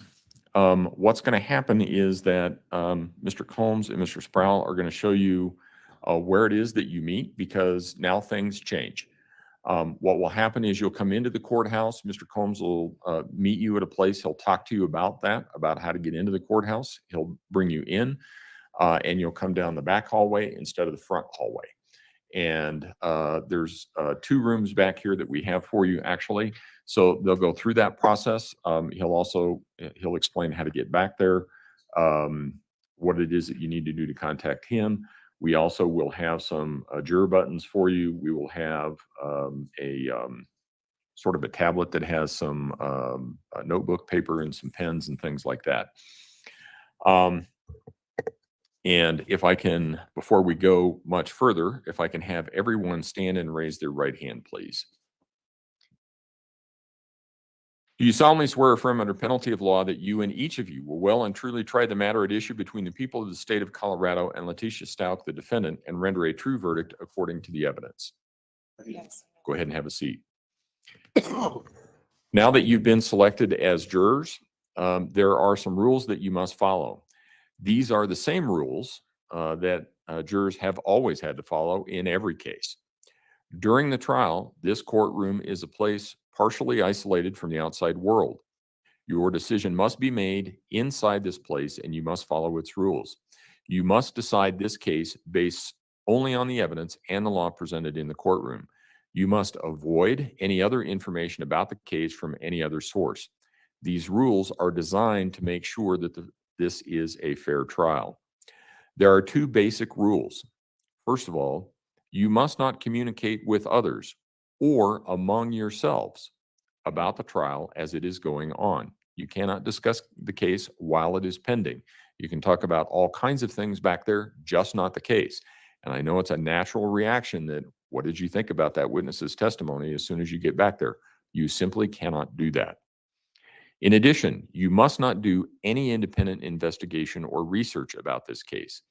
I want to go over these rules in some detail because they are very important. In addition, if I learn that any of these rules have been violated, it may be that we have to start trial all over again on a new date in front of a new panel, and we have to go through the whole process again. So these rules are very, very important. Please follow them. You must not discuss this case among yourselves in any way during the course of the trial.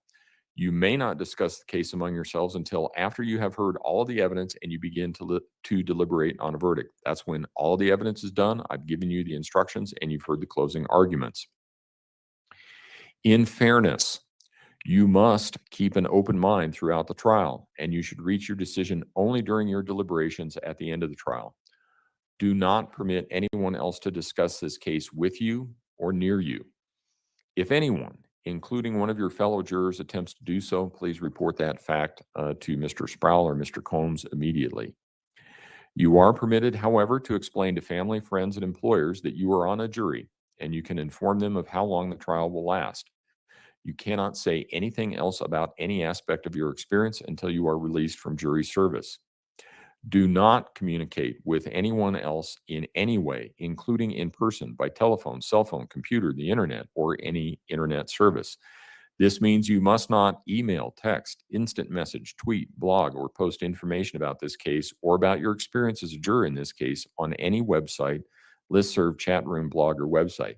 That's really important. We had a case not too long ago where they were actually, I think they were in deliberations, and one of the jurors was starting to blog about their experience. And a mistrial had to be declared, and they had to reset the trial and start all over. Once this case is done, you can talk to anybody you want. You can tell them as much or as little as you like about the process, but while it's going, you can't. You must not read, review, or accept any communications in any form from anyone regarding this case or cases like this. This applies whether you are here, at home, or anyone else. Do not read about this case in the newspapers or on the internet, or listen to any radio or television broadcasts about the trial. The law even prohibits you from consulting a dictionary. Why do we have such a long instruction on this? Because in my experience, I think jurors are trying to be conscientious. I think jurors sometimes go home and they say, gee, I didn't really understand that. They try and look something up so that they can have a better understanding about what's going on in the courtroom. You can't do that. Here's why. First of all, before any evidence can be presented in the courtroom, it must be allowed pursuant to the rules of evidence.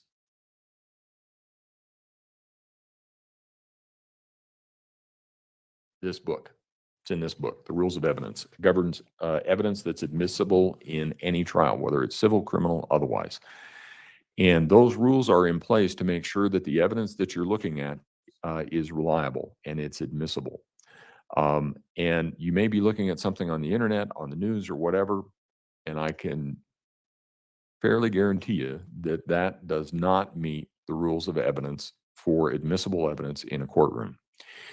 In addition, before you receive evidence in this case, as I said, remember, nothing that the attorneys say ever is evidence. Evidence comes from somebody who comes up here, swears to tell the truth. You won't see the attorneys do that. You won't see anybody on the news do that. You won't see anybody on the internet do that. So they come in, first of all, they swear to tell the truth. Secondly, they're subject to questioning and cross-examination by both sides. And that's, it's referred to sometimes as the crucible of cross-examination, to make sure that the information that you get is truthful or is accurate. And if you're looking up things or you're talking with somebody else, neither one of those are going to apply. So make sure that you don't do that.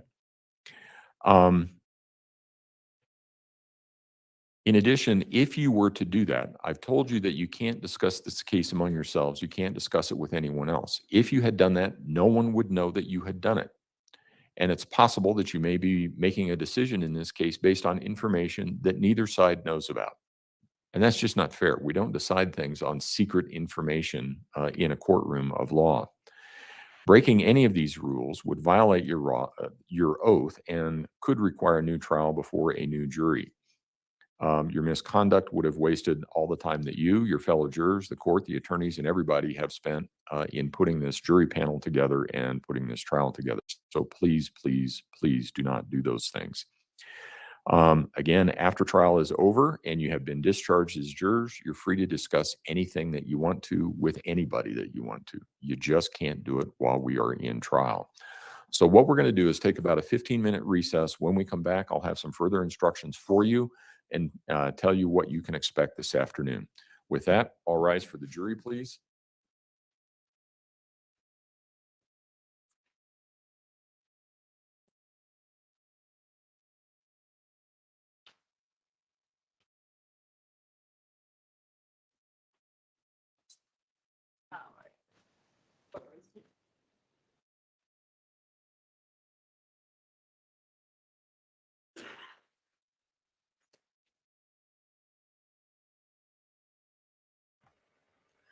Okay, so while they go to a 15-minute break, I'm just going to keep playing the video that I was earlier. And it's just a full background of this whole case. So I appreciate you being with me. Give me just Thank you. one You may be second. seated. Record should reflect the jury has left the And courtroom. I'll So the flip over. plan is when we come back, I'll go through the preliminaries of what the jury can expect this afternoon as far as opening statements, those sorts of things. And then opening statements at 1:30, an hour per side. I'm not going to require evidence. If you have some that you want to put on, if you're not ready to put on evidence until tomorrow, that's fine. I told you that you didn't have to do it today, but we're a little bit farther ahead than what I thought we would be. So So the first witness that we took the call, we've already told them. it's a long day for them. I think it may be, a lot for them to process and getting back and forth and all of that stuff. So that's fine. If we end up at, let's see, 3:30 or so, I'll let them go home. And then we will start up with evidence tomorrow. During the lunch break, you need to do whatever it is that you need to do to make sure whatever it is that you want to do, video, audio, all of that stuff is all ready to go. Are you planning on using photos, anything like that in your opening statement? Have you told them what it is? Okay. They're, okay, all right, just want to make sure.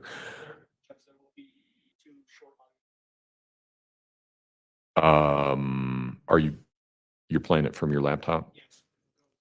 Okay, yeah.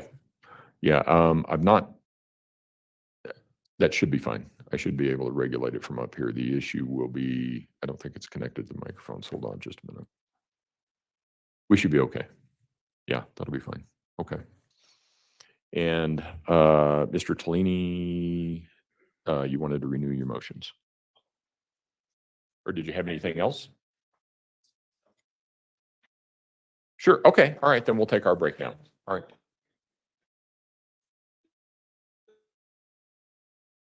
You want her, you want her at the table or in the? No, she can behind you? find in the gallery, but Okay. maybe coming in and out. That's fine. Anything maybe. You will need to let security know who that is because everybody else, I've said everybody aside from staff and people that are associated with the case, once they leave, they don't get back in until we take a break. So just let them know who it is. All right, court will be in recess then. Say 11:20.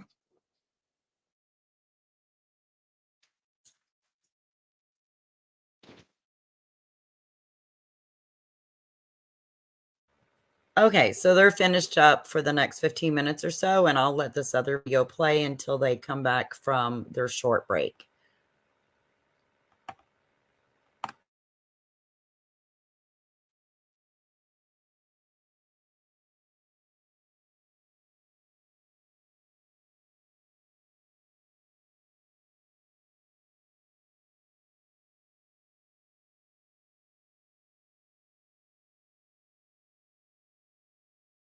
They're asking for her son's toothbrush, but said nothing is wrong.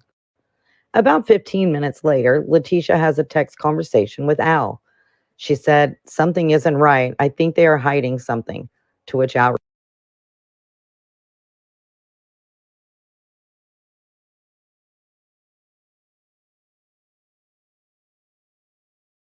responds, "Who? The police?" Letecia writes, "Yes, they asked for toothbrushes." Al says, "What do you think they're hiding?" Again, on January 28th at approximately 10:45 p.m., Letecia made a statement to investigators via text message. At the time of this statement, Gannon had been missing for approximately 27 hours, and Letecia believed she was a subject in his disappearance, without any prior prompting from law enforcement or notification of such. Letecia texts Detective Bethel saying, "What do you want from me? Because I have nothing. One of your very own leaked to me what you guys were doing. I did nothing and or am being set up. I'm not really even sure other than being told by another blue with El Paso. I was told I couldn't go home to sleep, and on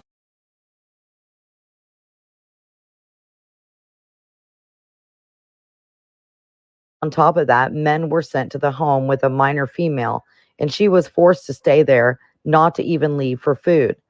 Every conversation that's said, even at this moment, I can hear inside. What do you want from me?" In which Detective Bethel simply responded with, "Come in to talk to me. I would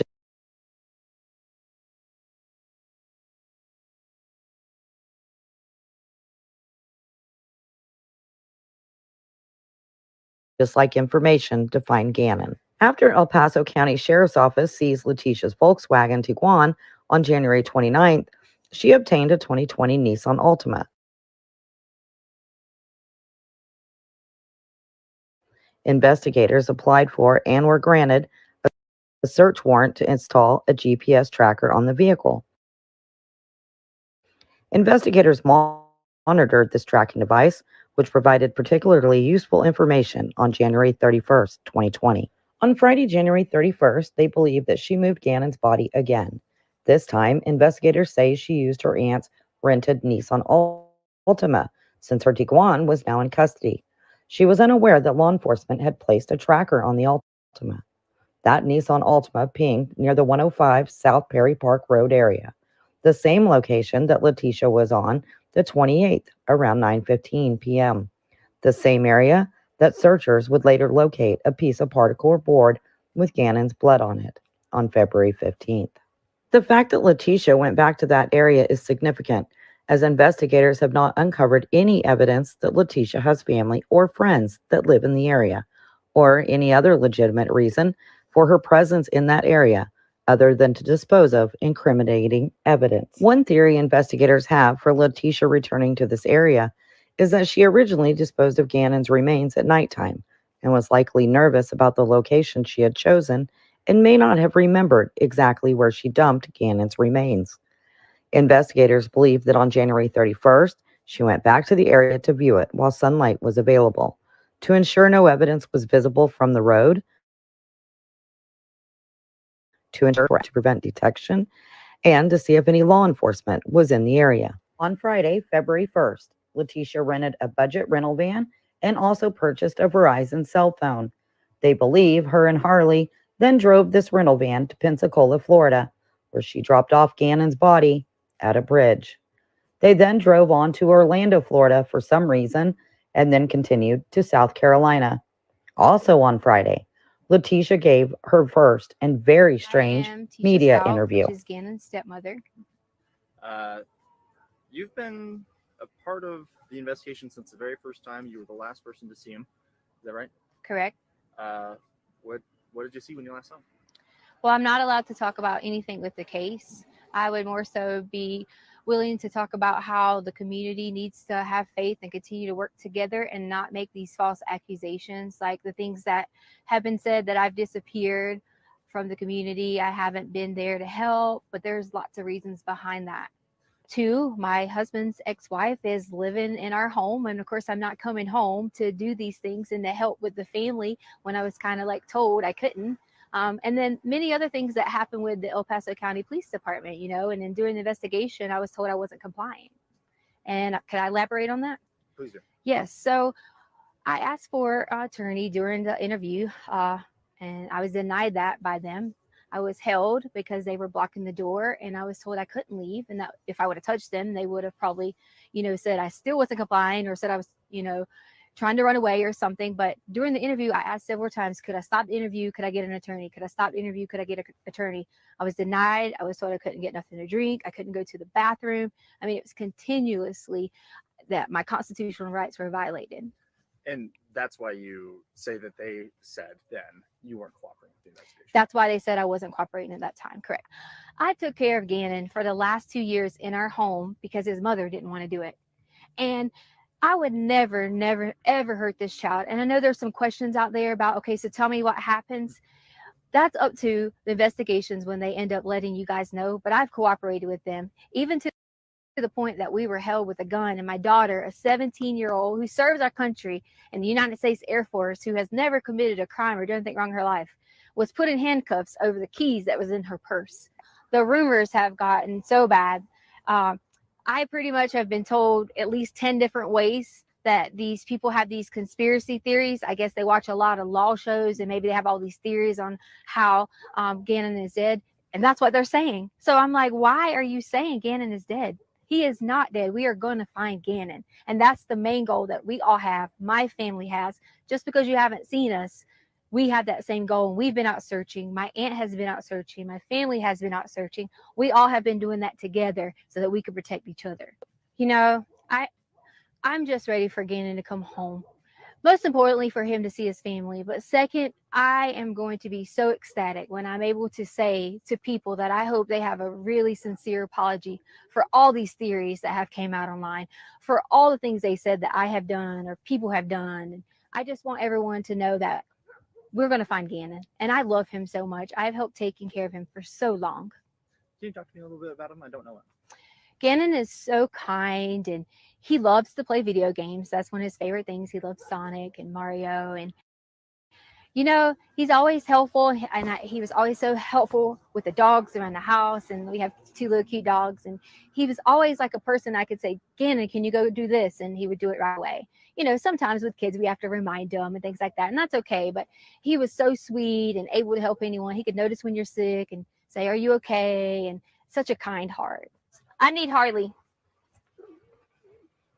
because they want you to verify was Gannon at home after the hike. Because you didn't go to the hike, but you came home from work. Do you want me to just say yes? No, just answer the question. Yes, you came home from work and you can verify Gannon was at home. Yeah. Sure. Does she need to hold this? No. Yes, so I came home later that evening. I was at work and I can verify that he was there that night. So there was a hike that you guys went on, but then you guys came home.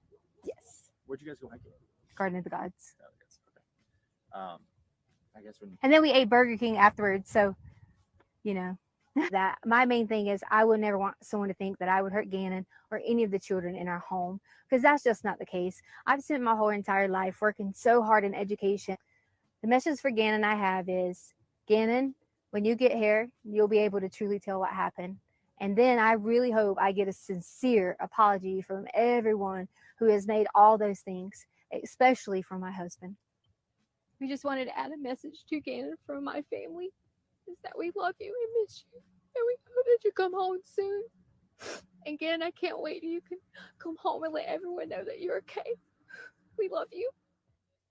On Tuesday, February 4th, 2020, just after midnight, Letecia and Harley arrived in Pensacola and rented a room at a Candlewood Suites, approximately 1.8 miles from the bridge location.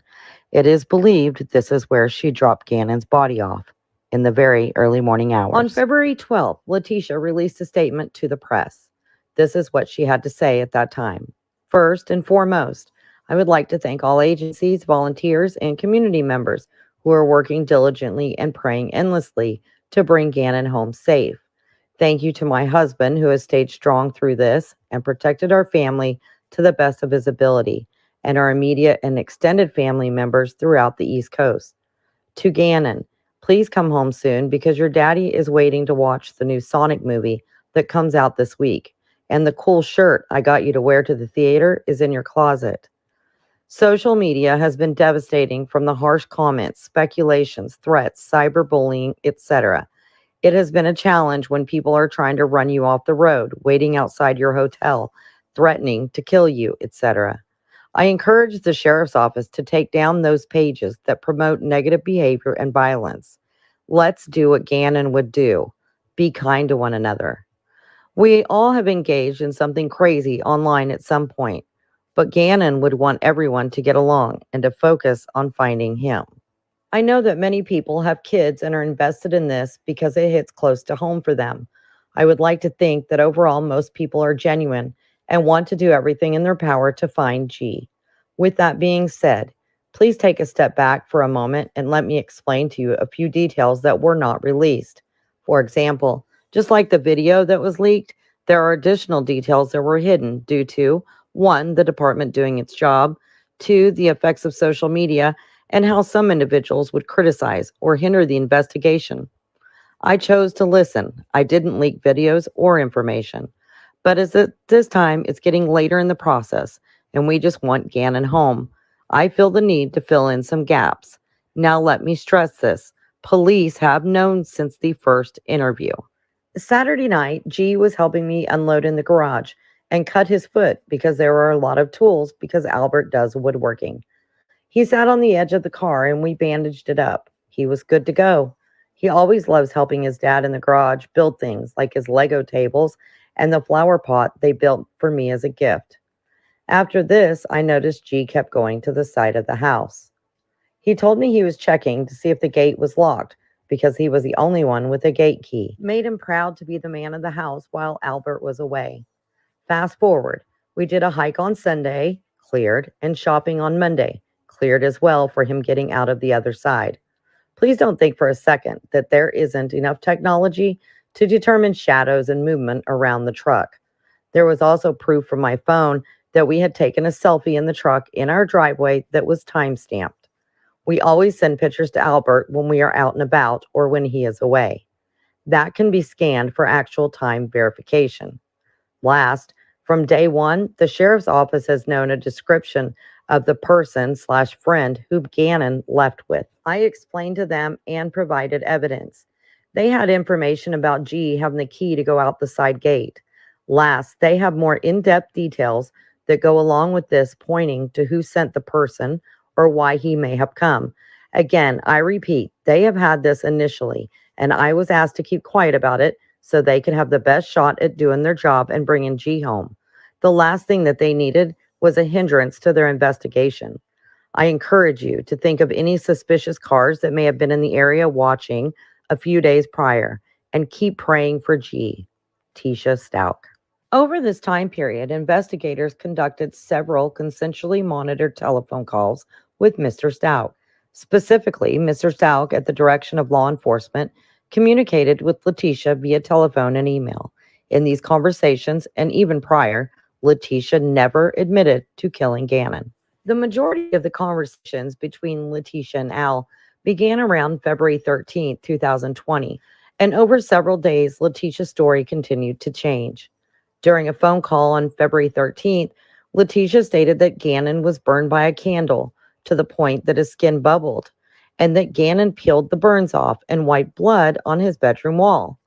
Now, Mr. Stauch did not ask about blood on the walls during the conversation, and it's important to note that Letecia nor the press had been made aware of the location of any blood evidence. Details regarding Gannon's murder were being held very close throughout the investigation. On February 14th, Letecia had an additional conversation with Al and provided 4 additional versions of Gannon's disappearance. Story number 1. When the El Paso Sheriff's Office came to the house on January 27th, the abductor was still in the residence, and that she tried to signal to the sheriff's deputies that there was someone in there. It should be noted that deputies checked the entire residence when looking for Gannon, and no additional person was located during that search. Story number 2.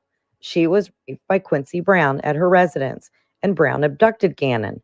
She knew Brown's identity because she saw a paper and his identification on it. Letecia sent a photograph of Quincy Brown to Mr. Stauch via text message. Story number 3. Quincy Brown followed her from Petco and at some point was laying in the middle of the road in front of her car.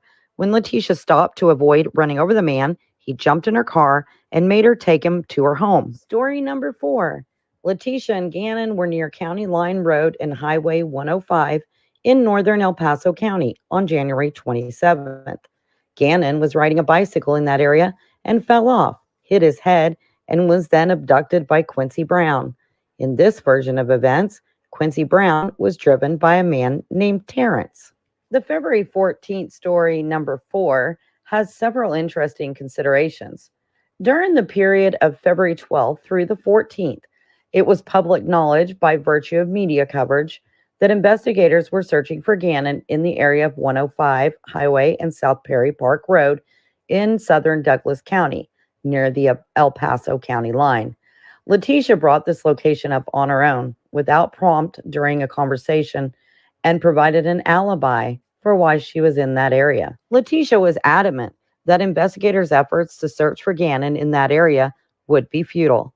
This area turned out to be significant based on the Tiguan's location on January 28th and that Gannon's blood was found in the area. Letecia also drove through the area in her Nissan Altima rental on January 31st. Based on data recovered from the Tiguan, Letecia was likely in the area of Highway 105 and South Perry Park Road on the evening of January 28th, and that Gannon's remains were dumped in the vicinity of that area. Investigators were starting to realize that Letecia's story was laying the foundation for a reason why Gannon may be located with head trauma. On February 15th, Letecia provided additional conflicting stories to Mr. Stauch, including that the story she told Albert about Gannon falling off his bike was a lie, and that she told it because she believed that's what he wanted to hear.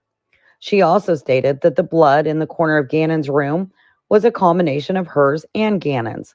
In this explanation, she stated that the abductor penetrated both her and Gannon with an object. Additionally, she was tied up at some point in the abduction, and the abductor was still present during the sheriff's office visit that night that she reported Gannon missing. Now, Letecia's lies weren't just for Al and the police. On February 16th, Letecia told a female, believed to be Tila Cummings, that she had been giving Al numerous false stories because she knew he wouldn't believe anything she said anyway. On a February 17th call, Letecia told a female that she was thinking about flying out to Colorado to take a lie detector test to prove her innocence. During that call, she stated, "They still think I'm in Colorado." On another call later that day, Letecia told an unknown female that she's going to take a lie detector test, but that the test wouldn't be admissible in court and no law enforcement would be present. On a February 18th call, Letecia made a phone call that investigators learned was the number of fakepolygraph.com. During that call, Letecia stated she never got confirmation for a test she paid for. Letecia provided the spelling of her name, and before disconnecting the call, the unknown male said he would. And so I would rest on my motion. Okay. Prosecution? What we learned during jury selection is that while there was certainly a lot of media coverage for this case, jurors that were seated just early, extensive examination by both parties and to that if they had seen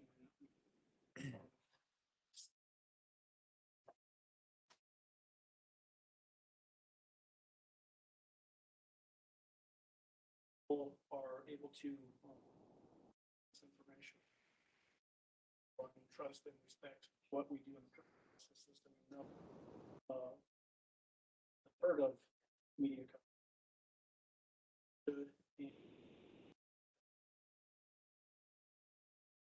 This case based on what happened.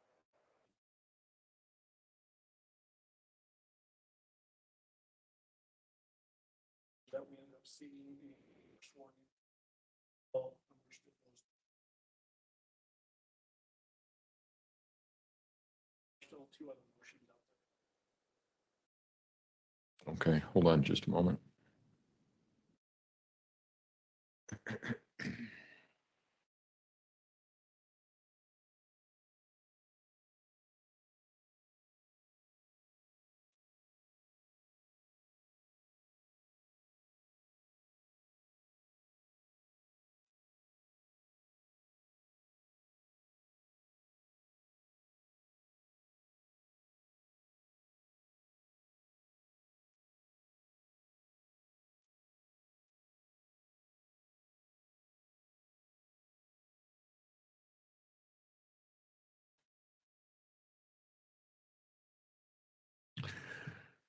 All right.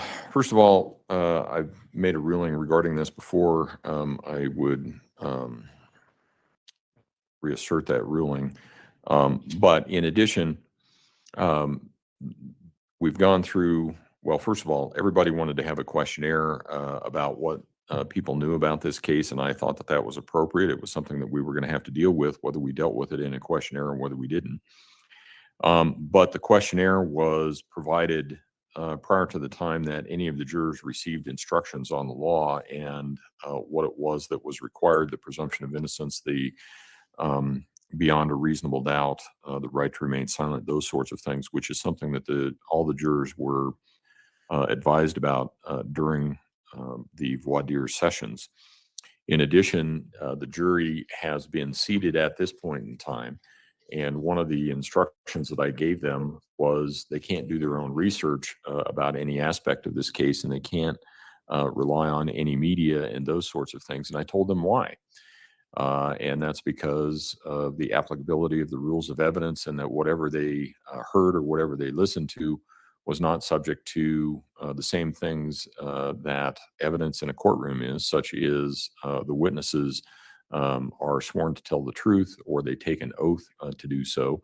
They're also subject to cross-examination and examination by the attorneys, and any of the evidence that is going to be admissible must be admissible pursuant to the rules of evidence. So I tell them why they can't rely on it.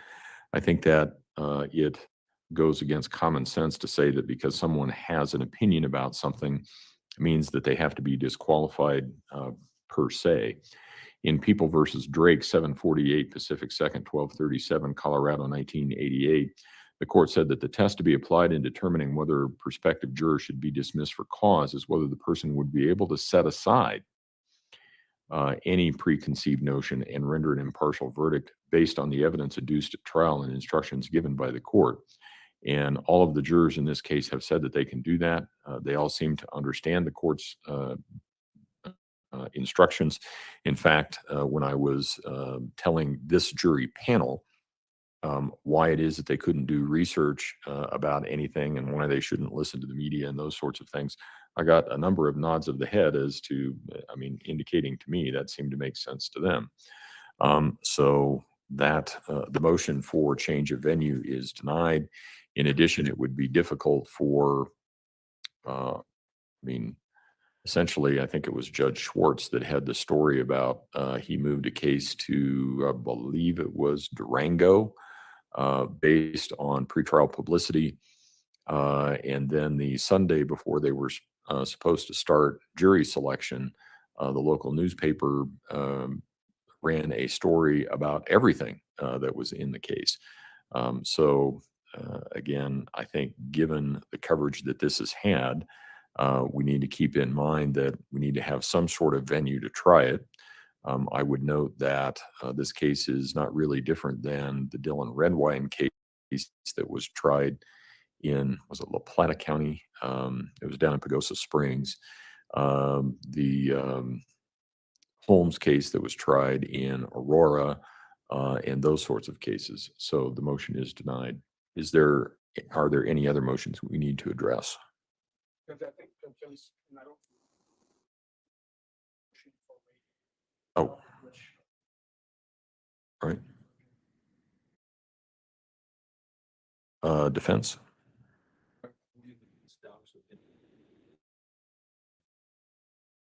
All right. And just so that the record is clear, Ms. Stauch, you wish to waive a jury and have this case tried to me? Okay. Let the record reflect that the defendant responded yes. Again, I think that the case law is clear that in some cases where a jury cannot be, where a fair and impartial jury cannot be seated, that the court has a constitutional obligation to make sure that the defendant has a fair and impartial jury. And if one cannot be seated, then the case should be tried to the court. Having said that, the law is also clear that absent that circumstance, the prosecution has a right to have this case tried to a jury. And I believe that I have put mechanisms in place to make sure that we have a fair and impartial jury. And as a result of that, I do not believe that it is necessary that I and I alone decide these issues. As a result of that, the motion to waive a jury is denied. Is there another motion? Okay, we good? Let's Yes. bring him in.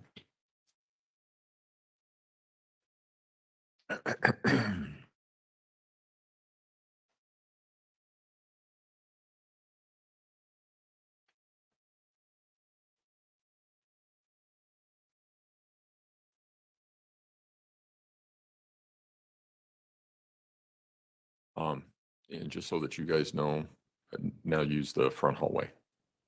Use the front hallway when you're coming in. So it's just flipped from what we did before.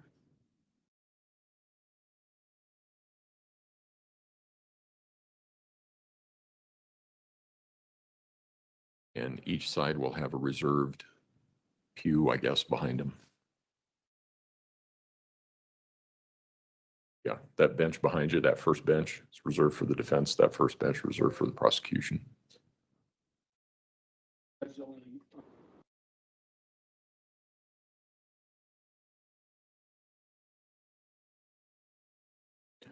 That's the DA's problem. And you can let them know that if there are issues that I need to address, I will address them.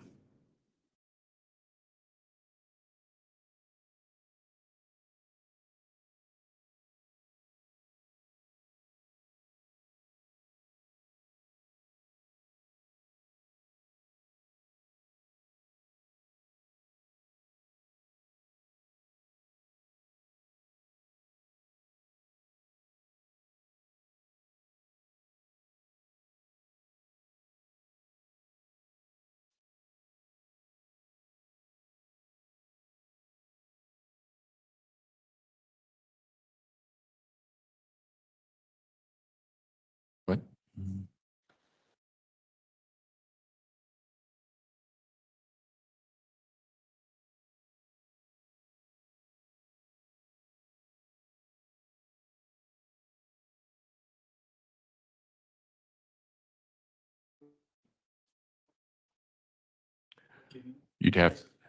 You would have to ask admin, but not as far as I know. Because we're doing it as a live webinar, not as far as I know. I frankly don't think there's any space.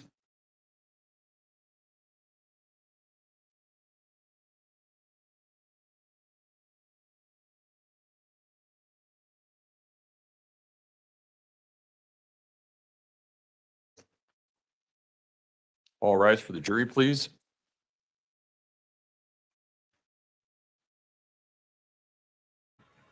I don't know if that means we won't be getting video or not.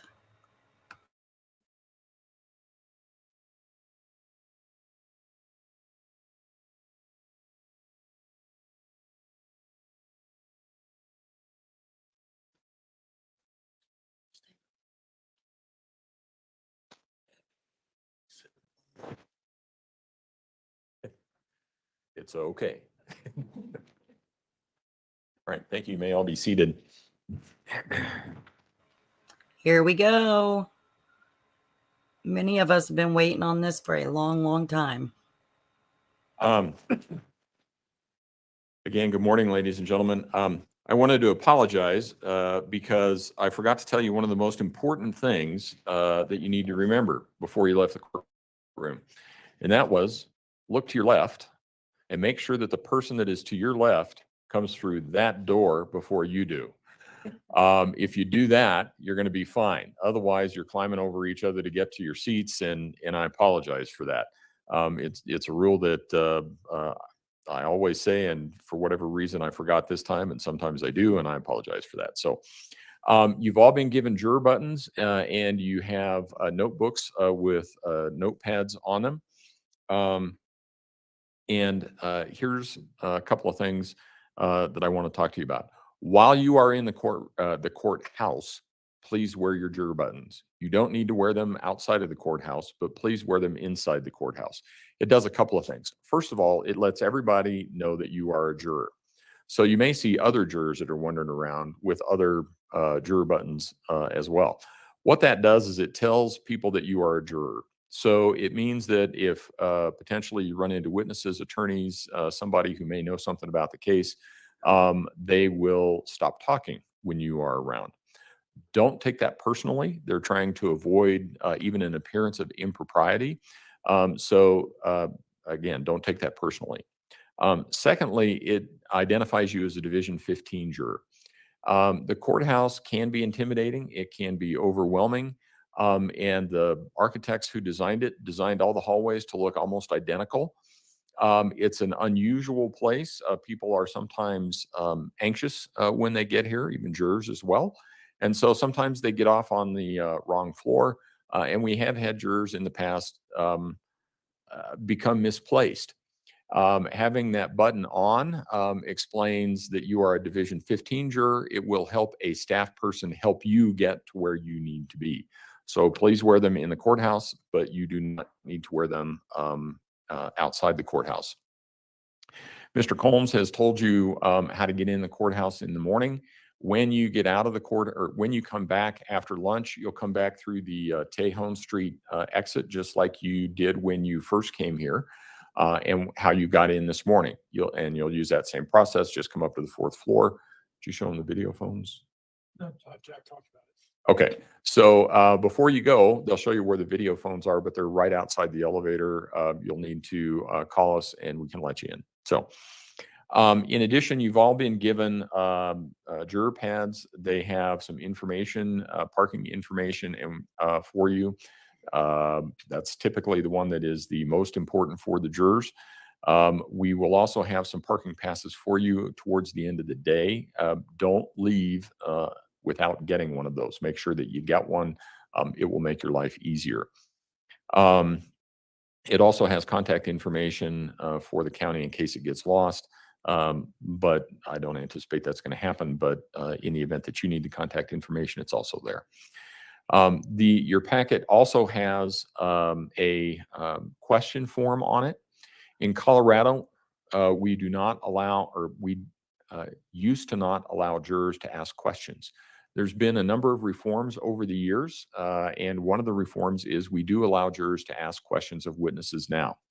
It has to be in a very specific format. However, you do not get to stand up and do your very best Perry Mason imitation. Instead, what will happen is when the witness comes on, suppose the prosecution is calling the witness will take the witness stand, the prosecution will ask some questions, the defense will cross-examine, and then the prosecution will do something called redirect. After that, the lawyers are done. What I then do is I ask, do any of the jurors have any questions for this witness? If so, you raise your hand, you write your question down, you put it on the bar in front of you. I'll have somebody retrieve it. They come up here and you get to listen to that wonderful noise. And the attorneys and I will talk about your question. I have to apply the same rules of evidence and law to your questions as I would to a question asked by an attorney. If the rules of law and evidence don't allow your question to be asked, I can't ask it. I can tell you that over the years, I've asked probably better than 95% of the questions that are submitted. If I don't ask a question, it's not a reflection on the juror, and you should think nothing of it. In addition, you shouldn't guess or speculate as to what the answer to that question may be. In addition, you've been given notebook paper. You can take notes. The notes are purely and entirely for you and you alone. Once this case is done, those notes are immediately destroyed. Nobody reads them. We don't grade them for penmanship, accuracy, anything else like that. So whether you want to take notes or not, it's entirely up to you. I am going to read a couple of instructions that may help you going forward. One of the instructions is you may have to decide what testimony to believe.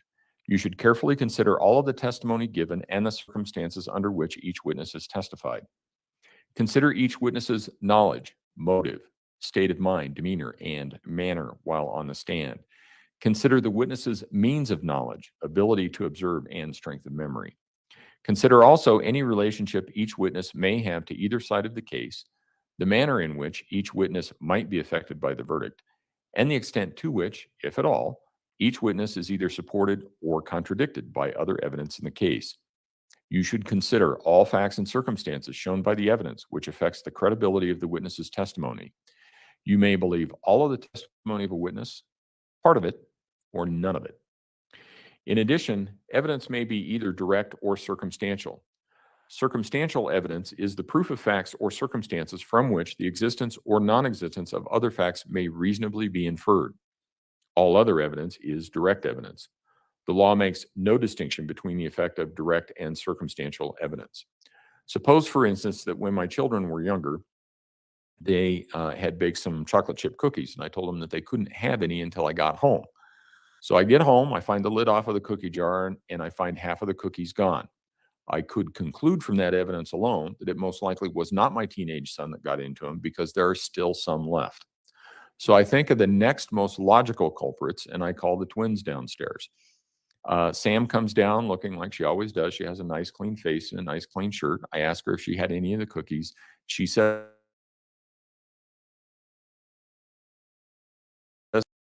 no, at which point Kate cut her mouth and some chocolate on her shirt. I did not see Kate actually take the lid off of the cookie jar, reach in, and take out a cookie. But I can conclude from what I do see, that's exactly what she did. The law makes no distinction between the effects of direct and circumstantial evidence. When you come back this afternoon, what you can expect is that we will have sort of a short afternoon. And this is on me, because for planning, I wasn't sure how long it was going to take to get through the jury process this morning, whether or not we would still be in it this afternoon. So I anticipated that potentially we might have gone into this afternoon. So present any evidence this afternoon. Evidence will start tomorrow morning at 9 o'clock. But when we come back this afternoon, what will happen is the prosecution will start their opening statement, and I've limited each side to an hour. So the prosecution goes first, then the defense goes. Then we will take a break for the day. I'll send everybody home. I'll have some further instructions for you at that point in time. When you come back this afternoon, feel free to bring in some water, some pop, some coffee, anything like that that you would like to. If you want to drink something in the jury box, that's okay. Generally, I can't allow food in the jury box. If somebody is diabetic or has an issue with respect to that, let me know, because there's a way that we can deal with that. So let us know if that's an issue. You can feel free to stand, stretch.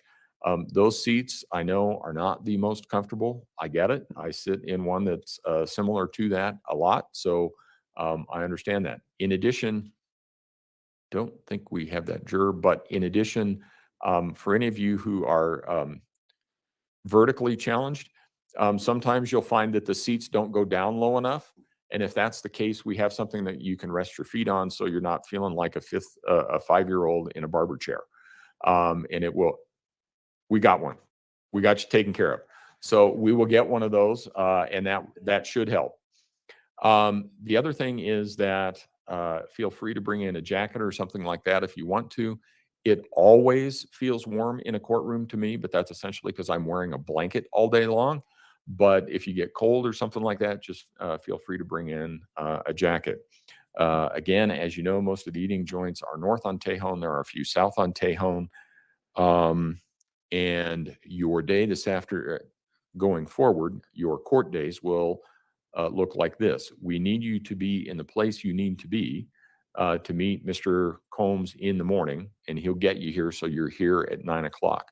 We will start at 9 o'clock. We'll have about a 15-minute recess, or a little bit longer than that, somewhere between 10 and 10:30 every day. We'll take a break at noon. We'll come back at 1:15, 1:30, something like that. And we will go into the afternoon, and we will have about a 15 or 20-minute break somewhere between 3 and 3:30 in the afternoon. Then we will stop at 5 o'clock. When we stop, you will be free to return home. Again, you can go on about your business, do anything that you would normally do, except talk about this case or do anything with respect to this case. If you have questions or issues, contact Mr. Combs or Mr. Sproul. They will let me know. And I think that covers most everything that we need to cover. So if we can have everyone back in the jury rooms a little bit before 1:30 so that we can start on time, we should be able to do that. Sounds like it's a beautiful day outside. If you want to go for a walk, that's fine. And we'll see you back at 1:30. All rise for the jury, please.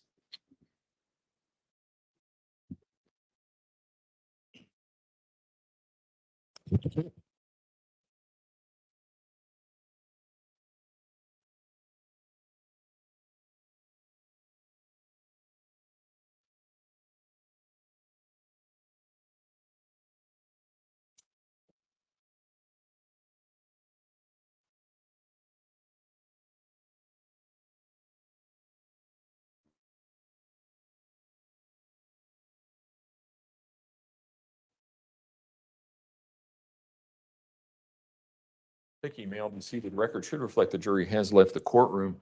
So we'll be back at 1:30. We'll start evidence tomorrow at 9 o'clock. And I think that's it. Anybody else? Anybody have anything else? Prosecution, defense? Okay. All right. Thank you. Court will be in recess.